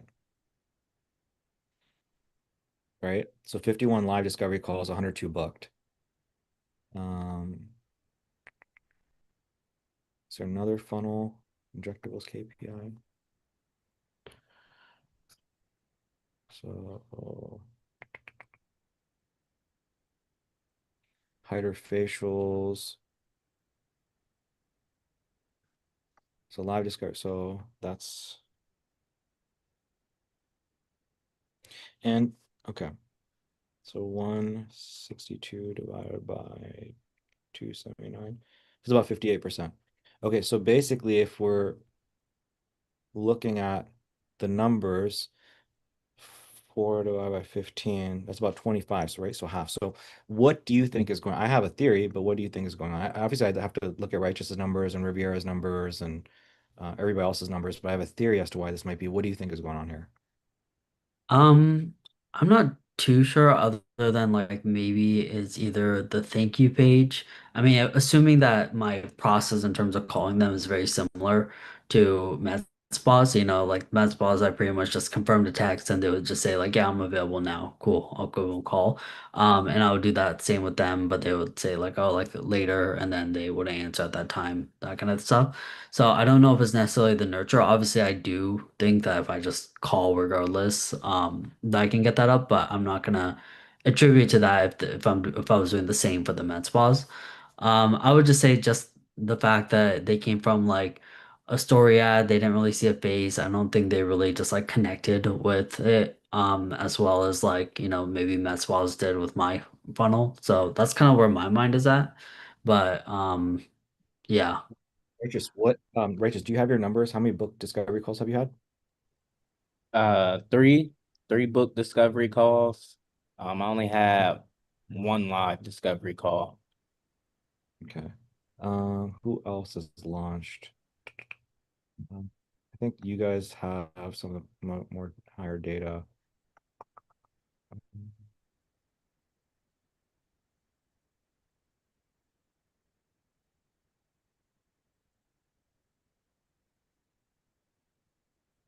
Yeah. Aiden, Tenny, how many book discovery calls do you guys have so far, man? Oh man, I would say we don't really have enough data of all the stuff. There's been like two. One of them's tomorrow. Uh, yeah. So you have two that booked. So when I'm talking from like day one to now, right? I know not obviously not including like the consumer actual business owners. So two people have booked, and then how many live discovery calls have you had? One and the one that's tomorrow.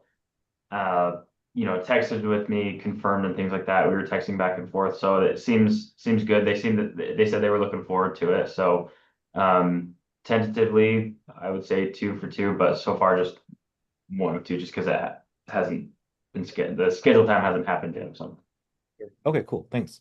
So yeah, I think I mean in Riviera I can't ask him because his data is a little bit messed up.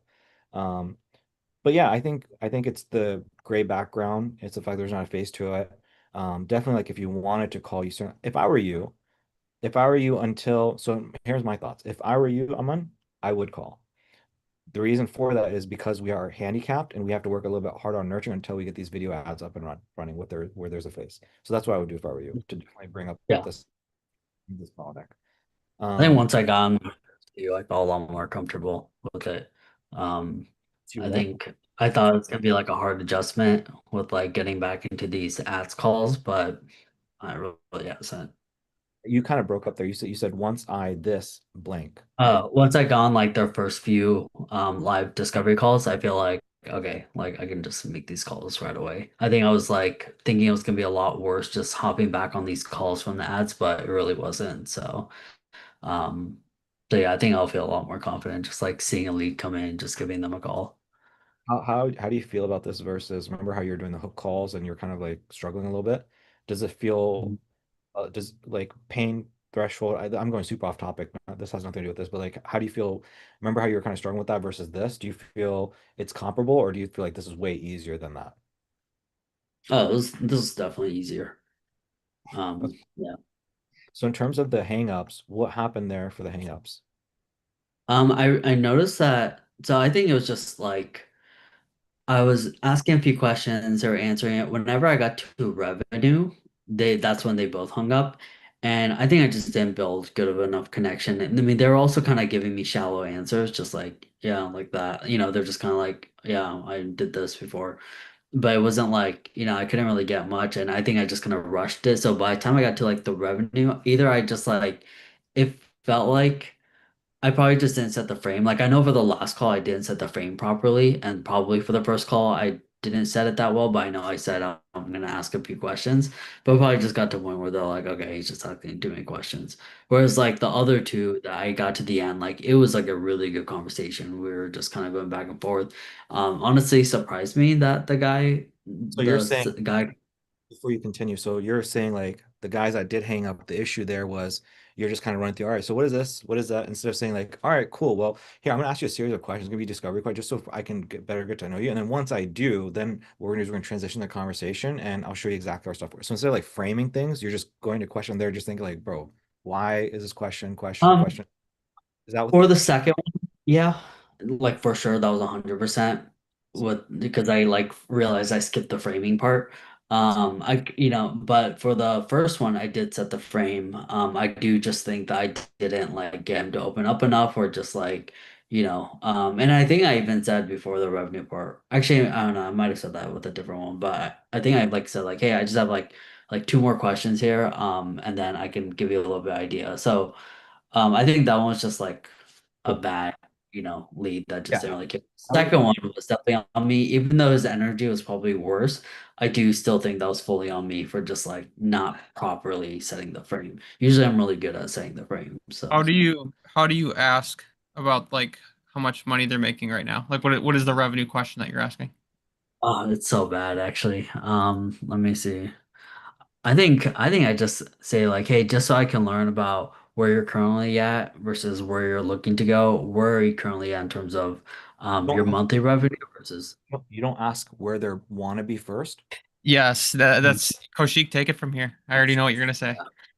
Yeah, that was it, bro. You just want to like, so if you're saying that thing of like based on where you're at versus where you want to be, um, can I get an idea of like where you want to be? And from there, I can pretty clearly tell you whether that's something we could do or not, or within if that's within our scope. Where are you trying to be? They'll tell you. It's like, got it. Okay, cool. So you're trying to get a 20K. I guess like how far are you from there right now? Like where are you at right now relative to that? Like, do you See need to how get he see how he asked that backwards. So instead of saying, "Hey, motherfucker, how much money do you make?" It's like, "Hey, dude, what's the goal?" Okay, how far are we from that goal? Oh, okay, cool. We can help you get there. Boom, done. so okay, that yeah. Such a super tweak. And I notice when I say it, I'm like, ah, this feels weird, when I ask about the revenue. So yeah, that's a good call, Mason. Yeah. So basically, so okay, good. I'm glad we're delving deep, and thank you for catching that, Mason, for sure, bro. Yep.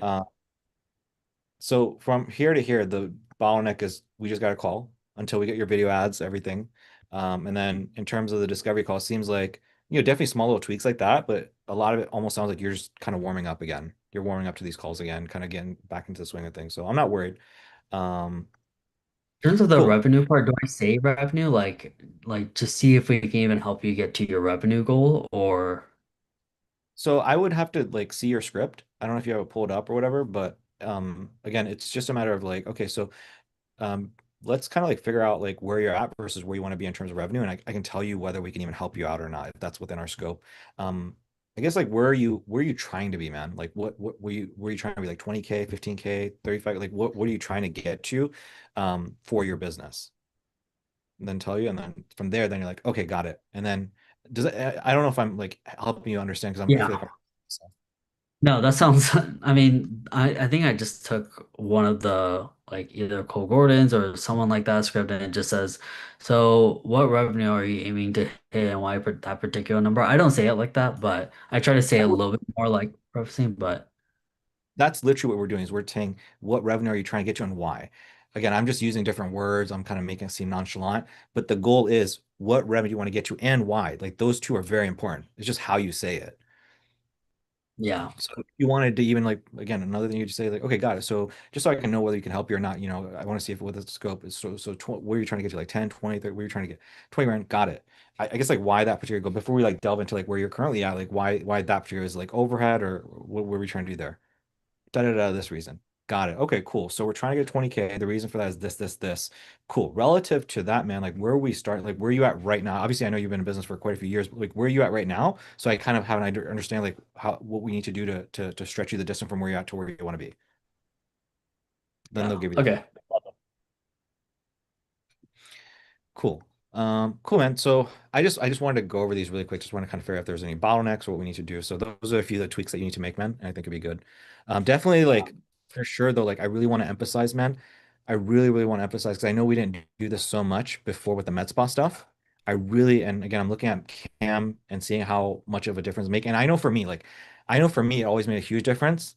And I was having a hard time like articulating to you guys like how to do it but I'm seeing Cam do it in such a fantastic way is that mechanism video and not only having it, but really drilling them on watching it, really drilling them, make sure it's a really Yeah. good video. So for you, like, again, I know you have some sales calls, but like prioritizing that, man, like getting that mechanism video done. I want to see how that affects your sales calls. Yeah. Should I kind of write out a script first and like that models after it, just so I can write out my unique mechanisms, and then like send it over to you, or should I just try to get something done and just kind of Right. So same thing as Daniel. Everybody, like Daniel, right? Yeah, Daniel, everybody. Just take this video and then and do you know mine? Do you have mine? um I may have it. I mean it's just a cinema marketing. Okay. This one. Send both of these. So I gave this to Cam. Cam watched, and then he created his own version of it. Mhm.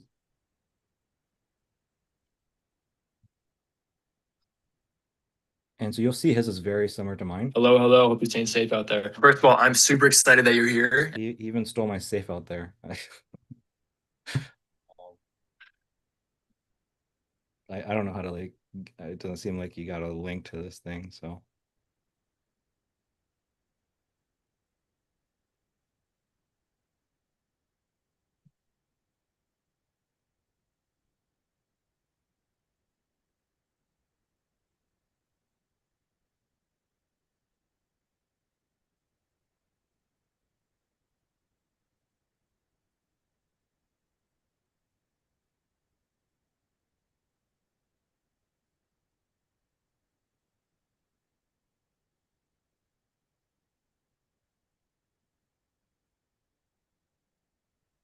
so that'll be the process pretty much for everybody, right? So watch these two, model them, create your own version of it, send it in, and then I'll give you feedback, and then you can create your final version. That'll be the most efficient way to do it. Okay. Sounds good. Okay. What else, But man? yeah, I think once I get them to the demo, I really do think I'll be able to get a much higher conversion just from the offer, you know. Um, and if they have like a decent energy and we can connect and I get them on the demo, I'm really excited because I felt really good about that first demo I had. So if I just have like more of those, then I feel really confident. Um, so yeah. Other than that, I'm just gonna get the ads launched hopefully tomorrow. Um, and I guess I would have to create like a separate calendar for each, like the feed ads and then the video ads, like separate pages, separate calendars, or should they all just go to the same and just Yeah, because we are not going to know which one actually converts, right? yeah. Hmm. I mean, that's the only way for us to really know, you know? Yeah. And I Okay, don't know. that's fine. It's up to you, man. Like I said, I don't know that's the most important high leverage task that we can focus on right now. I think the other things that we're talking about, the mechanism video, testimonial, Right. those are far more important. If you want to create a video ad, maybe, and I don't know if it's possible. Yeah, I guess you could do that. If you want, it's up to you. What I Okay. was just Yeah. worth it. What I was going to suggest is maybe like creating a video, taking that video and trying to condense it down to 15 seconds in terms of the most important parts and just running that as a story. That was going to be a suggestion, but again, I don't know if it's worth doing all that work right now because it's not the most important thing, I don't think. Right. Let me see how long it is. 39 seconds. Yeah. Yeah. That's And fine. I feel like on story, if someone like just gets a general like hook and the idea of it, I feel like they're just gonna click, they're not gonna care to watch the whole thing. They'll just press on it if because they're seeing so many of the similar ads that I think like even now when I see one, I just kind of see the offer and then I'll just click on. Like I already kind of know what they're gonna be talking about in the video. At least that's from my experience. I agree. Like I'm just kind of the reason I bring up whatever I'm bringing up is I'm taking into consideration my own experience when I see an ad on a feed, I'll watch it all the way through. When I see it on a story, if it really catches my attention, I'll watch it until like the first the first 15 seconds, and then the moment I see it, like it's a second, third, I'm just like, fuck this, I'm out. I don't know what it is about me. I don't know if but I feel like that's normal behavior. Is you see a Yeah. story, and the moment it goes a second thing, third, you're like, oh, this shit's too long, and Yeah. so that's what I'm saying is like if you can take the 39-second, break it down to 15 seconds, like the most important parts, then maybe it's worth running that as a story. Right. But again, I don't think this is too important right now. Yeah, I'll just test right now with what I have and just see if it even gets like clicks and stuff. But also test with like the feed. So if I were you, order of operations is mechanism video, testimonial video, um, and then if you want to launch the ads in the meantime, you can. And then from there, we can revisit and see what's happened with the ads and see if it has anything to do with your Instagram branding, if we need to tweak that. And if we do, we can revisit that then. Yeah.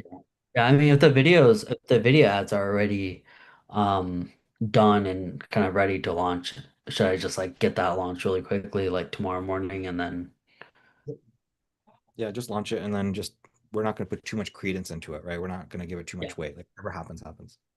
Okay, sounds good. Um, it is crazy because I obviously I filmed the same ad before, and I was just kind of looking at like the old ad for reference. I swear, like this is what was it like 2 years ago that I filmed that? Like it's kind of crazy, but this is what this current ad looks This like. ad right, I'll do this one. this ad right here. All right, so I'm talking. I have my little paintbrush here, You, but here, like, dude, I look like a child here. This was only like 2 years ago. I don't Dude, know what happened. you know how last week Jeremy called you 16 years old? You totally look 16 in that Yeah. video. You look 16. Yeah. Yeah, I look 16 here. I was like, no wonder I'm getting like low end med spots. Like they probably saw me as like a child. You look so innocent, man. You look like, you know what you look like? You look like the kids that just took Iman Ghazali's course. Like that. Yeah, yeah, literally. Go to The your 6 year. go to your new one. See your new one, bro. Look at your new one. Your new one, you got swag. this ad right. Yeah, That's I look like an actual adult here. holy. Crazy. Bulbs Why? for your house cleaning business. It's a What What do you was think? that? What do you think the change is? I know you've already gone through puberty, so what's the change? What's the difference? Probably actually weight training, I think Yeah. made a big difference. Yeah. I was here, I'm just like what, like 130. Here I'm like 170. Like it's a I can huge, see it's like 40 pounds in that. weight. Yeah, I can see that for sure. Cool. Yeah, and age. I mean, 27 or 26 to 29 is like I think kind of a I interesting don't think difference. I don't think the age is that big of a difference, but I definitely think the weight Yeah. is, and I think the swag for sure. Yeah. I just saw this and I just like screamed. I'm like, what the who the hell is that? Yeah. It's crazy. Yeah, So just thought I'd share that just for your own enjoyment. you should imagine if you shared in front of Jeremy, he would chew you out, man. He'd be on Yeah. like a 30 joke screen. Good thing I'm like 6. Yeah, probably. He'd make an argument for it. Yeah. But Or we any, could probably convince him I joined the course when I was like 16. And he'd probably believe it. Oh, he froze. oh no, you guys broke up. I can kind. You guys are kind of like uh Seem fine now. No. Okay, cool. Testing.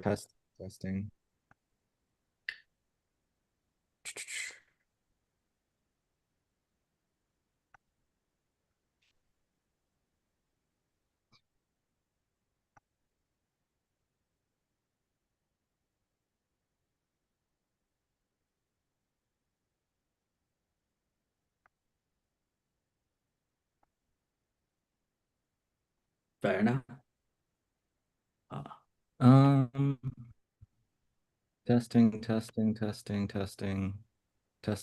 Okay, there we go. I think you guys just came back. Yeah. Oh.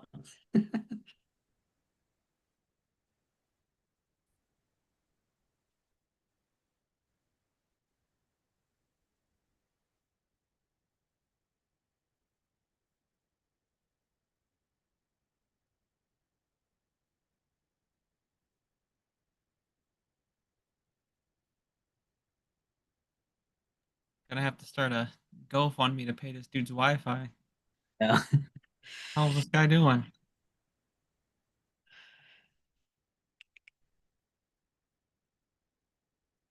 Mason, I don't know if you ever like get voice notes from Koshik where he talks and it's just a loud like ding, and then he's like testing, and then he gets back to the voice note. It drives me insane. He'll voice note me. He always voice notes me when he's at the gym. So like every like 3 words, he's like, so I'm like, oh my god. He's always like, if you hear stuff in the background, just ignore it. It's just like weights clean. Yeah. All right, I'm back. You guys talking shit? No. Yeah. You guys back? It happens every time. I'm gone for like 2 seconds, and Koshik's a little bitch. Anyways. You know what I was saying? I was saying a lot of times when you send a voice note, you'll be talking and then it goes ding, like really loud, and you go testing, and it drives me up the wall. Like, Do you know why I do that though? no, I don't know. Okay. So the reason I do that is the moment it says ding, if I talk for like the next 10 seconds, it'll be super muffled and super low. You can't hear me. So when I say ding, it brings it back so you can actually hear me faster. I don't know if You that have your makes like your sense. notification. Yeah. It's on vibrate, man. Who puts on who puts on I loud? don't I don't know, man. My bad. I'm sorry to annoy No, you. okay. Anyways, I missed your joke. Where were we? Um, I don't remember, but yeah, I just wanted to share that. But yeah, I think I'm feeling good overall. Just need to get more people on the phones. Cool. Cool, man. Well, yeah, all right. In that case, everything's good. Just keep me posted, man. Keep me posted on the mechanism video, all that stuff, and we'll iron that out. But yeah, I'll go and move on to the next person, hang out if you have some more questions. Sounds good. Um, yeah, Mr. Righteous, same. Where we at, man? What's going on, Coach Sheep? What up? What up? Right now, I'm just getting back into everything and going through the training for real for week 5 just to kind of get a good refresher. Um, but like got the ads running. I've got 3 discovery calls. One is actually got a sales call. So sales call on Saturday and another discovery call, I think on like the 4th or something like that of August. Okay. But everything seems to be going pretty good on my end. I'm running some other ads, trying to test some things out, just like on the story. Um, I don't know if I set it up properly. So I was trying to just duplicate the ad and just add some, ads into the campaign, but it wouldn't let me like duplicate the ad, and I didn't want to have a bunch of ad sets in there. Okay.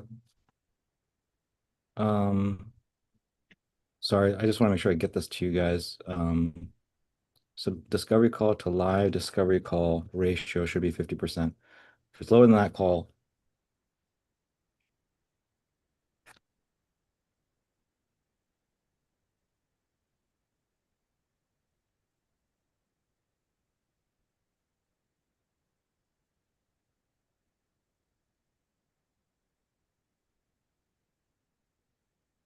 Okay. My bad, bro. You're saying that you create another ad set? Yeah, I was trying to set up like a MoFu campaign type of thing where I can test out a bunch of different offers. A Like for MoFu campaign or a MoFu ad set? MoFu asset, Okay. not but it wouldn't like in Facebook, it wouldn't let me like duplicate the ad when I was setting them up so I can have different creatives. So I just used the dynamic creative and it let me put more ads in there. So I don't know if I should have did that the other way. Hmm. I mean, I think like I'm not super stressed about the MoFu. So typically we're not. Typically we're having specific ads in there. But if you like maybe send over, I mean, I guess you can show us real quick like what you're trying to set up, and then if there's something that's messed up, maybe Mason can see it and advise. Yeah, give me 2 seconds. Oh, But having the dynamic, I'm not too worried about that. can you see my screen? Yep. So let's maybe try to create, go into like create, click on create. No, on the bottom and the left, the green left, green thing that says yep. And then just put in like add test and test or yeah.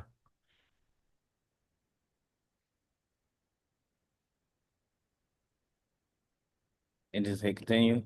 Yep. And then go back to your ad set, your tofu ad set. Click on your tofu ad set. So that's your campaign. I think is that your tofu ad set? Yeah, it'll be these right here. Okay. Down. So click on 50K in 90 days right below. No, above. Like click on the ad.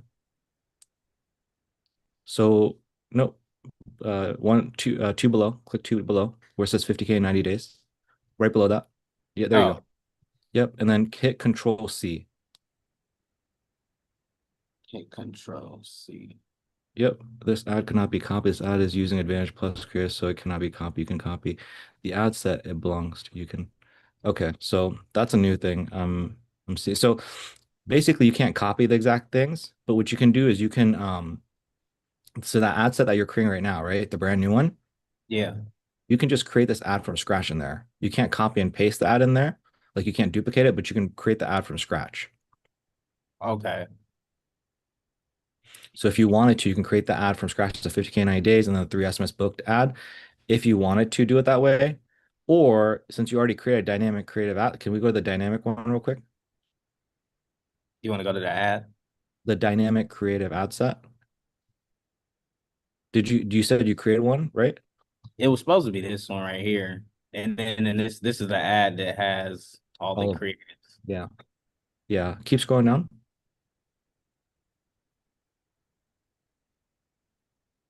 Okay. Yeah, we can just keep this on. How has it spent any money? Yeah, like maybe you see $9. $9, 50 But it cents per. said 24 links, 24 link clicks. So I don't know how real that is because I just did it around 3 o'clock. It could be, but Okay. In that case, and this is within the same campaign. yeah, same campaign. And in the ad set, are you optimizing for leads or are you optimizing for link clicks? Can we double check that real quick? I believe I did leads. So website, maximize number of conversions. So schedule event is schedule. Okay, so we actually have a different event here. Instead of doing lead, you're doing schedule. What are you doing in the other one? What are you optimizing for in the other ad set? It might be the same. Oh So no. no. So click on you're clicking on the campaign level. Click on the ad set. So that's the one that we just checked out. And this one is actually no. That's a brand new one. So click on the ad set below that, the 728. 728. Oh no. There you go. So scroll down slowly. So we got website, maximize number of conversion, data set, keep scrolling down. Schedule. Hey, Aman, are you optimizing for schedule or lead? For my tracking, I'm doing schedule. You're doing schedule, so you're optimizing for so conversion event is schedule. Yeah, let me just confirm real quick. It should be scheduled though. Daniel, what are you doing for yours? And then Aiden, what are you guys doing for the conversion event that you guys are scheduling for? Yeah, mine is schedule. We've just been optimizing for lead, but that's something that I want to test. We've actually been thinking about doing so much stuff with our cost quiz ads as well, from lead to like submit application or something like that. But dude, we need to test this conversion of it. Aman, back in the day, were you doing lead though? Or were you doing schedule? Um, I might have done was it lead, but I had ChatGPT help me with like setting up the pixel again, and so just kind of when I was setting it up again. But let me just see, be sure. Because Daniel, I what are feel you like are yeah, you it was lead. it was lead, right? I remember it being lead. Daniel, is your ad set, are you schedule, is it for schedule or is it for lead for you? Conversion event is lead. Yeah. So we're all kind of in different places. So Aiden, just so you know, man, in my experience, if you do lead versus schedule, some people get, I mean, some people get results with schedule, some people get with lead, and I don't see a huge difference. But the cost can be significantly different. And so I always suggest like when you're starting, like the phase that you guys are at right now, and your numbers seem to me maybe a little bit higher than everybody else's numbers. I don't know. I would have to take a deeper look. I suggest trying to keep your costs as low as possible. So focusing on lead instead of schedule. That would be my suggestion starting off. And then down the road, so in order of operation, I would start with schedule. I'm sorry, I would start with lead. And then if quality is not as high as we need it to be, then we can tweak up the counter page. And then from there, then we can tweak this up to be the conversion can be schedule. So that's how I would move in order. So just so you know. Okay. So I would say, I mean, since it's already working for you and Aman, righteous, just keep it the way it is. I would not change it. Okay. So if I were you, here's what I would be doing if I was you. For your Mofu, create another ad set, and then what you do, actually no, go back to your ad set, the one that you already created, the dynamic creative. So it's already scheduled for schedule. Honestly, yeah, you don't need to do it. Well, actually, no, no, no. So schedule, keep going down. So if I were you, I would recreate this ad set.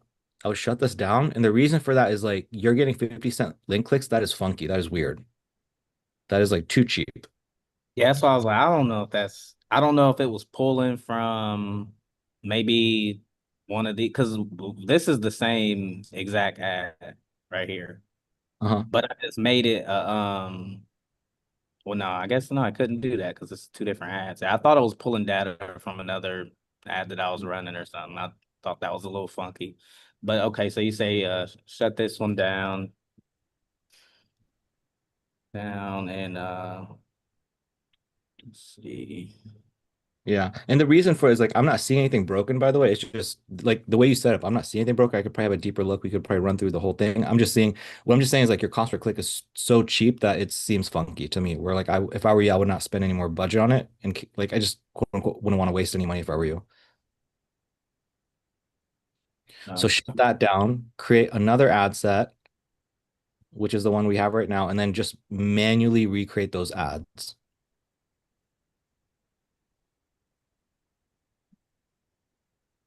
Got you.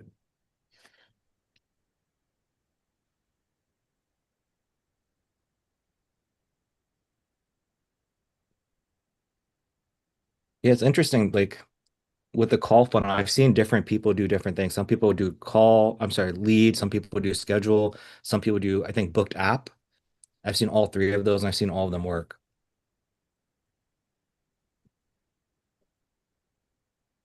Yeah, I didn't even really.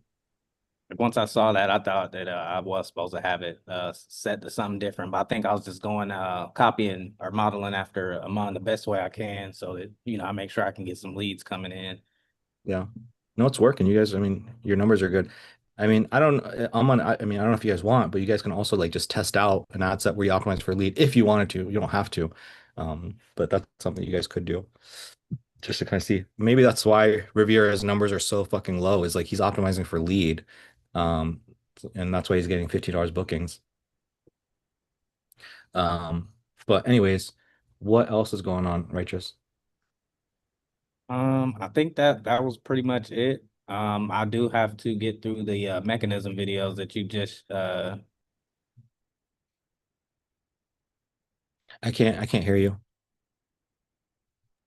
my fault, I accidentally hit the mute button. But no, yeah, that was pretty much all I had on top of my mind. Just just getting back in the gear of everything, keeping everything fresh going through the course. Um, but yeah, I'll relaunch that ad set and shut down the dynamic creative and try to test out the other great backstories Yeah. for backgrounds and get through the. I think yeah, you dropped that mechanism video in there too, so I have to watch that as well. So I think that'll help show up rate and just pickups in general. So Yeah. Yeah, you and Aman kind of play it close to ear, right? I think Aman's gonna be sending me his version. I can have a look, get it back. You guys can probably like model Aman's probably. So whatever you both need to do regarding that. Um, but yeah, mechanism videos like for everybody here at the stage, fortunately we're all very at similar stages. So pretty much advice for you, everybody is like just mechanism video, testimony video. Like those are the most important things you guys can do right now in order to prepare for your sales calls. Um, but yeah, anything else, bro? nope, that's pretty much everything I got right now. I'll get through those videos in week 5, and if I come up with anything, I'll reach you in Slack. Sounds good, bro. Cool, cool. All right. Then in that case, I think the last person we've got is Aiden and Tenny. So our ads all do decently in start, but don't get to see book calls. I'm not too worried because I think they will be a lot better. But it's making, we haven't filmed yet, but so even, I don't know, man. Part of me is wondering like, how big is this market? What is your Okay, so really quick, Aiden, Righteous, Aman, what is your guys' CPM again?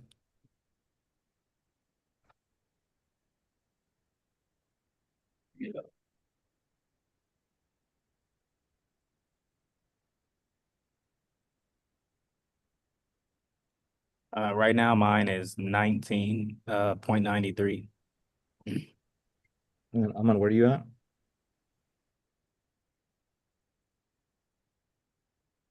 Sorry, just pulling it up. Um, Riviera, what's your CPM in? CPM. I think let me make sure I have the right metrics. My CPM is $21.84. Okay.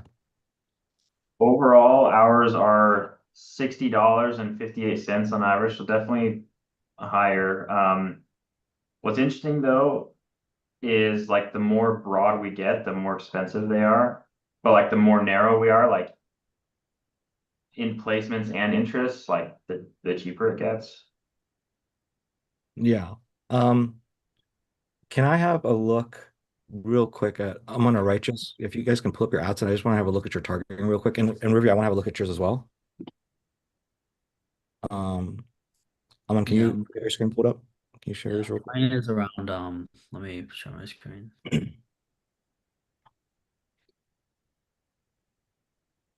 Um, okay, so this is the the targeting for this is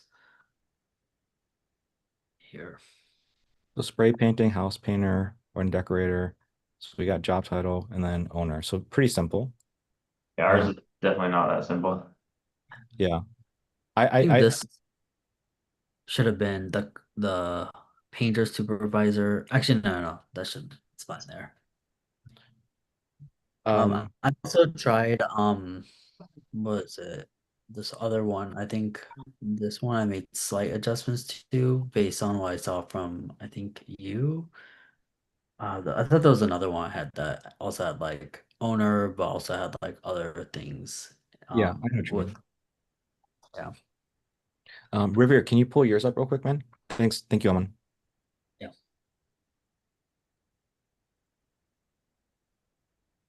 So are you saying, Aiden, that when you have like less interest, that it's more expensive or less expensive? Um, when it's broad, it's more expensive, but when there are less interest, so like we have probably, let me just double check this.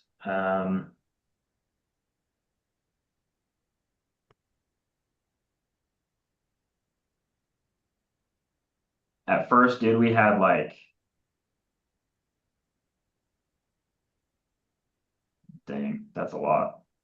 Probably like 20 interests plus like the business owner demographics.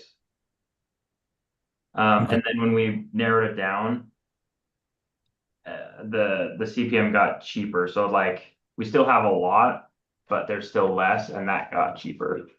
Went Okay. from like 60 CPM to like or $60 to like $40. I'll have a look here in a second, but so Rivier, you're doing like open targeting, it looks like, man.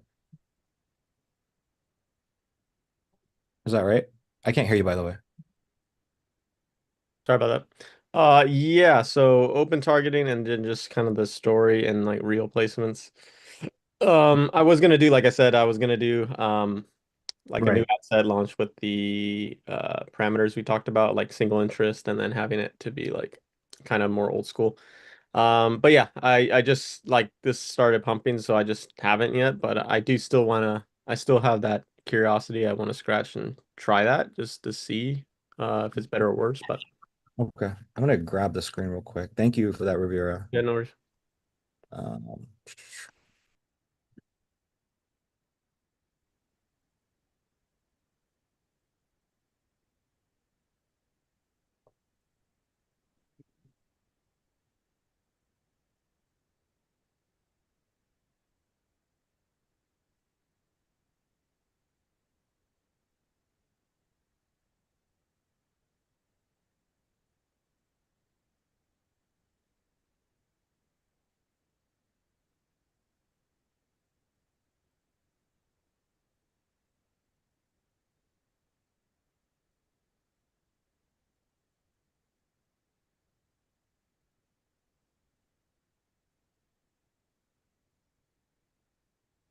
Holy shit, 206 painters? What the fuck? 206,000? That is insane.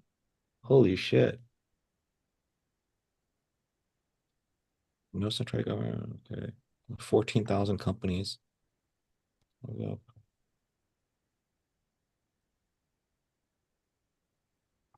Okay. So not much difference. Maybe instead of cabinet repair, look at like kitchen remodel.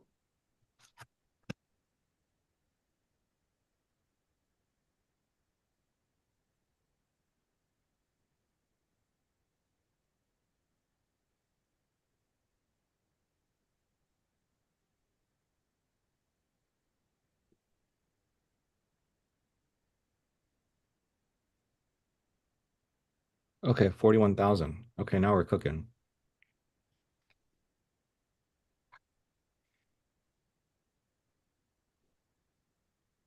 Okay. Yeah, the reason I'm wondering is what you're talk what you it's not it's your numbers are not super high, but relative to everybody who's just starting, like with Elma and everybody, their numbers are super cheap, super low. My concern is just like I wonder how many of these business owners are there and how expensive it is to get a hold of them, because I remember we were trying to do HVAC and we could not do HVAC. We just couldn't do it because the costs were super high. Like it was costing us freaking like $7 to $14 to get a click and like $800 to get like a sales call. It was insane. It was insane. So that's one of my concerns. Like I'm just wondering how big this market is and like why it's so expensive. Um, but can we have a look at your ad set? Can we have a look at your stuff? Just kind of see what you guys are doing. Yes.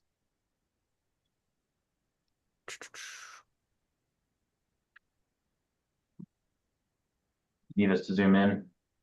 I guess like pull up like whatever is like the most recent stuff that we kind of spoke about and we know like, hey, this is the settings are quote unquote correct. Is it the call funnel contractor? Is it that that's it? Yes. Okay, so we got okay, so wait, so go was I just looking at a campaign or that was a campaign? So these are that in it. Okay. Okay, so what is like the most recent thing that you guys have tested out like this week? This week we just ran, actually have to look. It was just one, and we went back to we had talked about basically just turning back on the one that had gotten the most recent booking. Okay, where's that one again? I'll move this over here. That's okay, just Oops.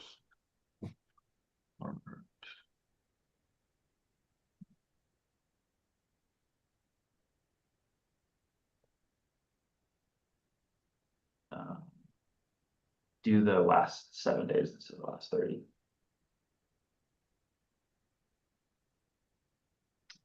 So it's that narrowed contractor interest stack. Spent $160. So that the one where we got the book call from? Yes, I didn't see that CPM was that high. So is it the one he just selected? Yeah. Okay, yeah, your CPM is $80. Your cost per click is what's your cost per click? $4. Yeah, man, these costs are just too high, bro. Your CPM is through the roof, man. Yeah. So let's hover. Oh, so the CPM. So let's hover by last 30 days really quick, actually. Let's What's that? can you filter by the last you can filter Oh, by yeah. max or yeah. Last 3 days. 30 last 30 days. I just wanted to look at the CPM across the board. So it looks like yeah, your CPM is like nuts. Yeah. Do you think the CPM is nuts because if you had to based off of like what you're saying, is it based off of like the creative, the copy, the placement? Is it based off of the niche? What do you think it's based off of? I think it could be a thing of targeting. So go into the ad set level and kind of, so this is like, this has less interests, but it's still like, there's still a lot in there. So this is okay. So if this has less, then show me one that has a lot more. So let's see. Yeah, down at the bottom. This one? Mhm. Oops. Okay. So people who match this and must all be okay. So yeah, I think what we can do, man, is do you think that if we so interior design, building material, renovation, drywall, furniture, home repair, floor, and electrical engineering, cement, concrete.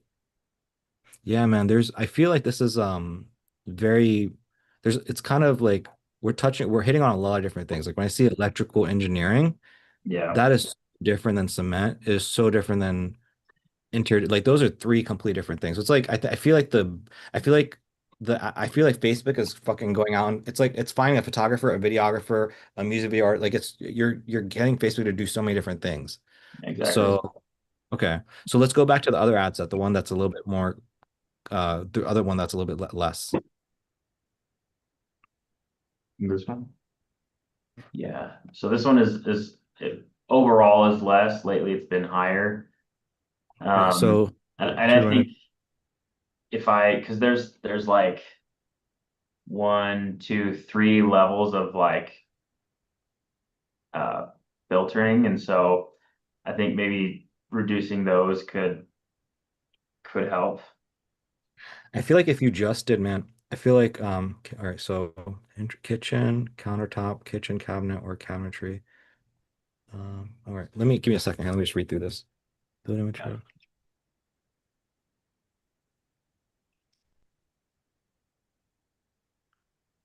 Okay, so the one I like here is home construction or cabinetry. I like that one. Small business are.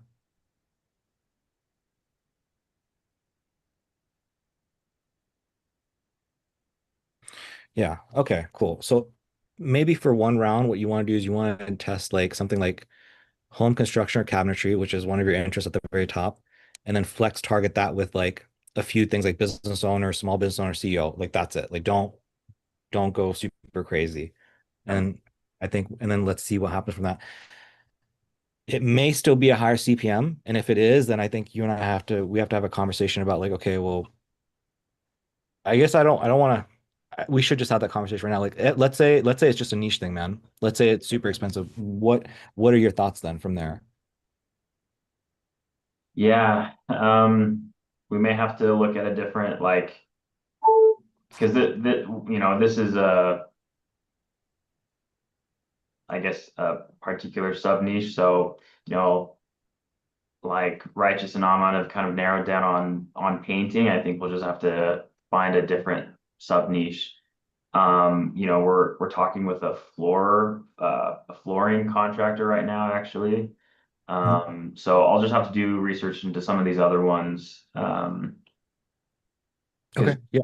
Okay. That's all I wanted to hear. All I wanted to hear is that are you guys open to potentially pivoting? Because like again, me and Riviera, dude, we started with fucking dentist, then we went to like HVAC, then we went to I think another one, and then finally this one. And it took us 4 attempts to find the niche that worked for him. That's like within range, makes sense in terms of price points. I've learned a long time ago, man, like whenever shit's like super expensive, it's just not even worth it. It's just not worth it. Like you might be able to charge them a lot because you're really good at what you do, but like here's the thing. Okay, let's say you can make a lot, let's say you can make these guys a lot of money, you can charge a lot. Okay, great. But you and I still have to work on your skill of like converting these people's sales. You know what I mean? Like you and I are gonna have to do a lot of sales training, make sure you're closing these people, maybe starting at a lower price point, like $500 even, just to like get like the chop, build the chops. And so it doesn't really make sense for you to spend like $2,000 to book a call, book a, close a deal, you make 500, and then now we have to work on, your skills of like retaining them, right? And so I feel like starting out the gate with something that's cheaper. Like I really like again with the painting, with the other stuff, it's like they can fuck up so bad. Like Aman can fuck up so bad, Righteous can fuck up, Riviera can fuck up, 15-hour book calls, dude. You can fuck that shit all the way up and still be extremely profitable. Versus what you guys got going on here, it's gonna be yeah, it's gonna be super costly to learn.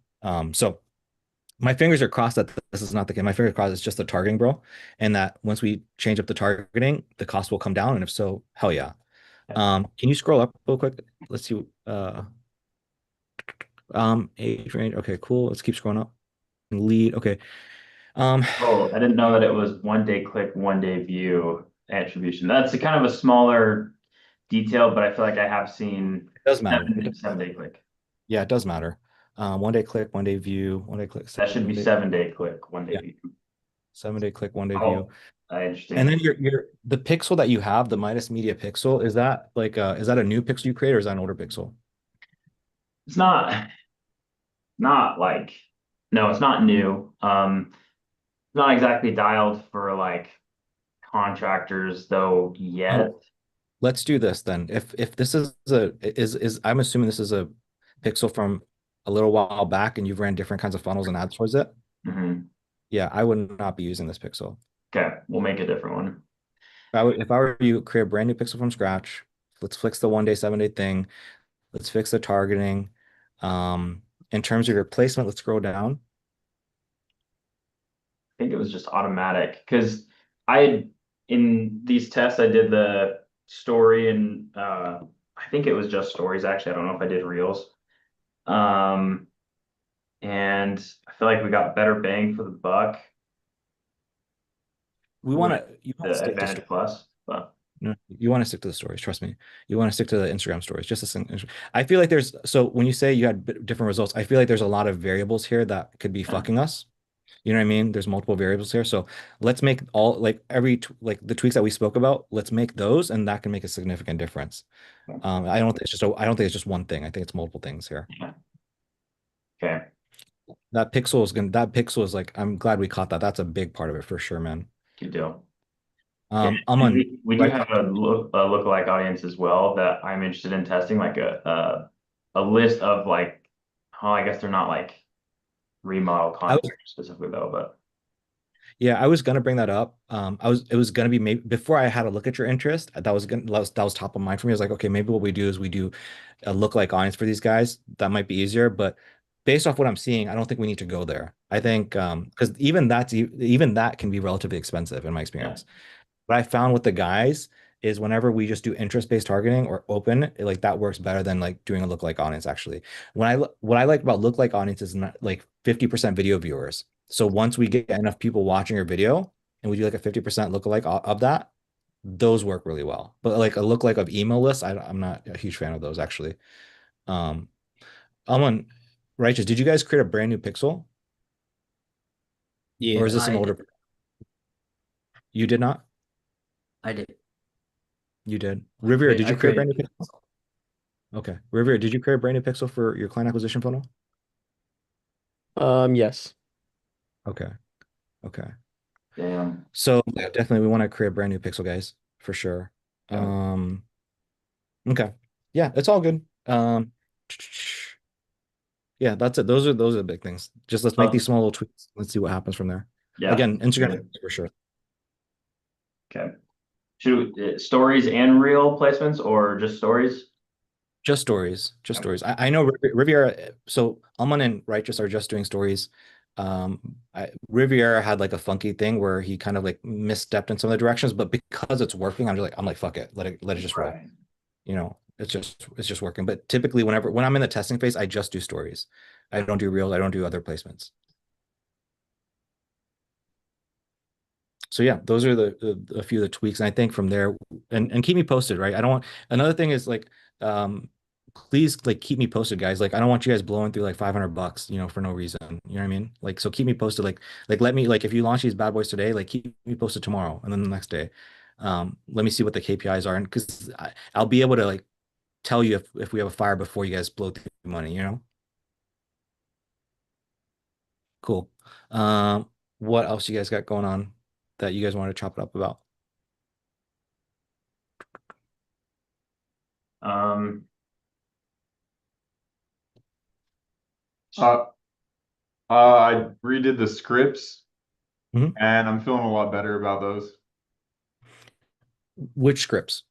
The scripts that you reviewed. Oh yeah, nice, cool, sweet, hell yeah. Where are you guys in terms of like filming and stuff? uh, Actually, here's before you guys film, now that we've seen what we've seen today, let's hold off on filming before so yeah, step one is like so for you guys, step one is let's make these changes. Step two, let's get the ads on, see if we're getting book calls at a relatively cheap price, right? $50, $75, right? $75 I'm happy with. $50 I'm happy with. Um, And then from there, if that's confirmed, then the next step in the process, let's go and create those videos because I want to confirm that this is the right niche. It's not too expensive first before you guys go out there and film anything.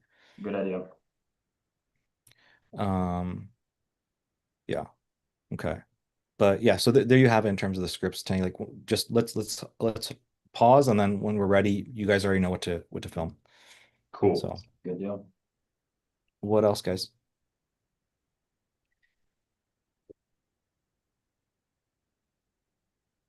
I'm gonna watch those.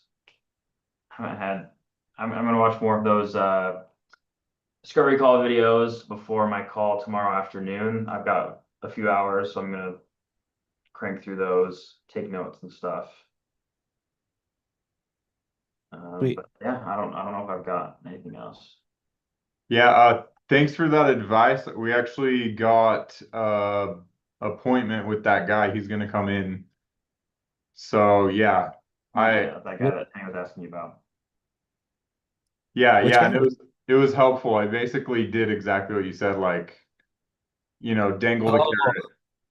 I oh, dangled the carrot in front of him and it worked. yeah. Hell yeah. Hell yeah. Sweet. When do you guys have your meeting with them? That's on Tuesday. Okay, dope. Oh yeah, cool. Glad to hear it. Yeah, man, it's all about the carrots, dude. Every the way I like to think about it in the funnel, like at the ad level, we have a dangle carrot, get them a click and everything. Discovery call, sales call, it's always the carrot for sure. So cool. I'm glad you guys were able to see that in action. What else? Yeah. Oh, here's what I was gonna send you guys. So Riviera sent me his like discovery call and I made some tweaks to it. So I'll just go and share that with you guys as well. Yeah. That could be beneficial.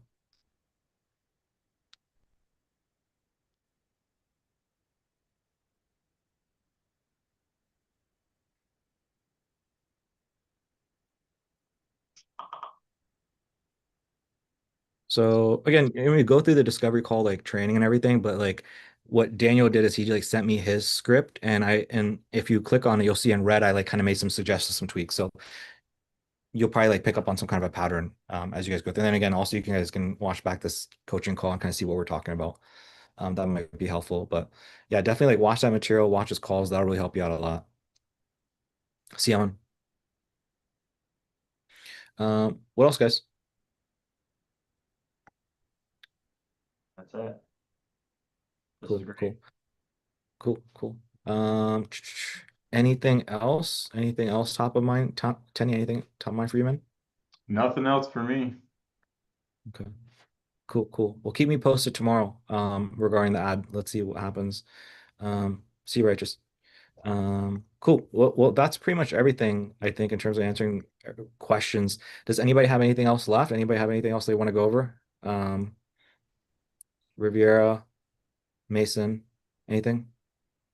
Yeah. Okay. Cool. Well, I think that's a wrap then. Yeah. Cool. Cool. All right, guys. We'll see you guys next week. Later. Yeah.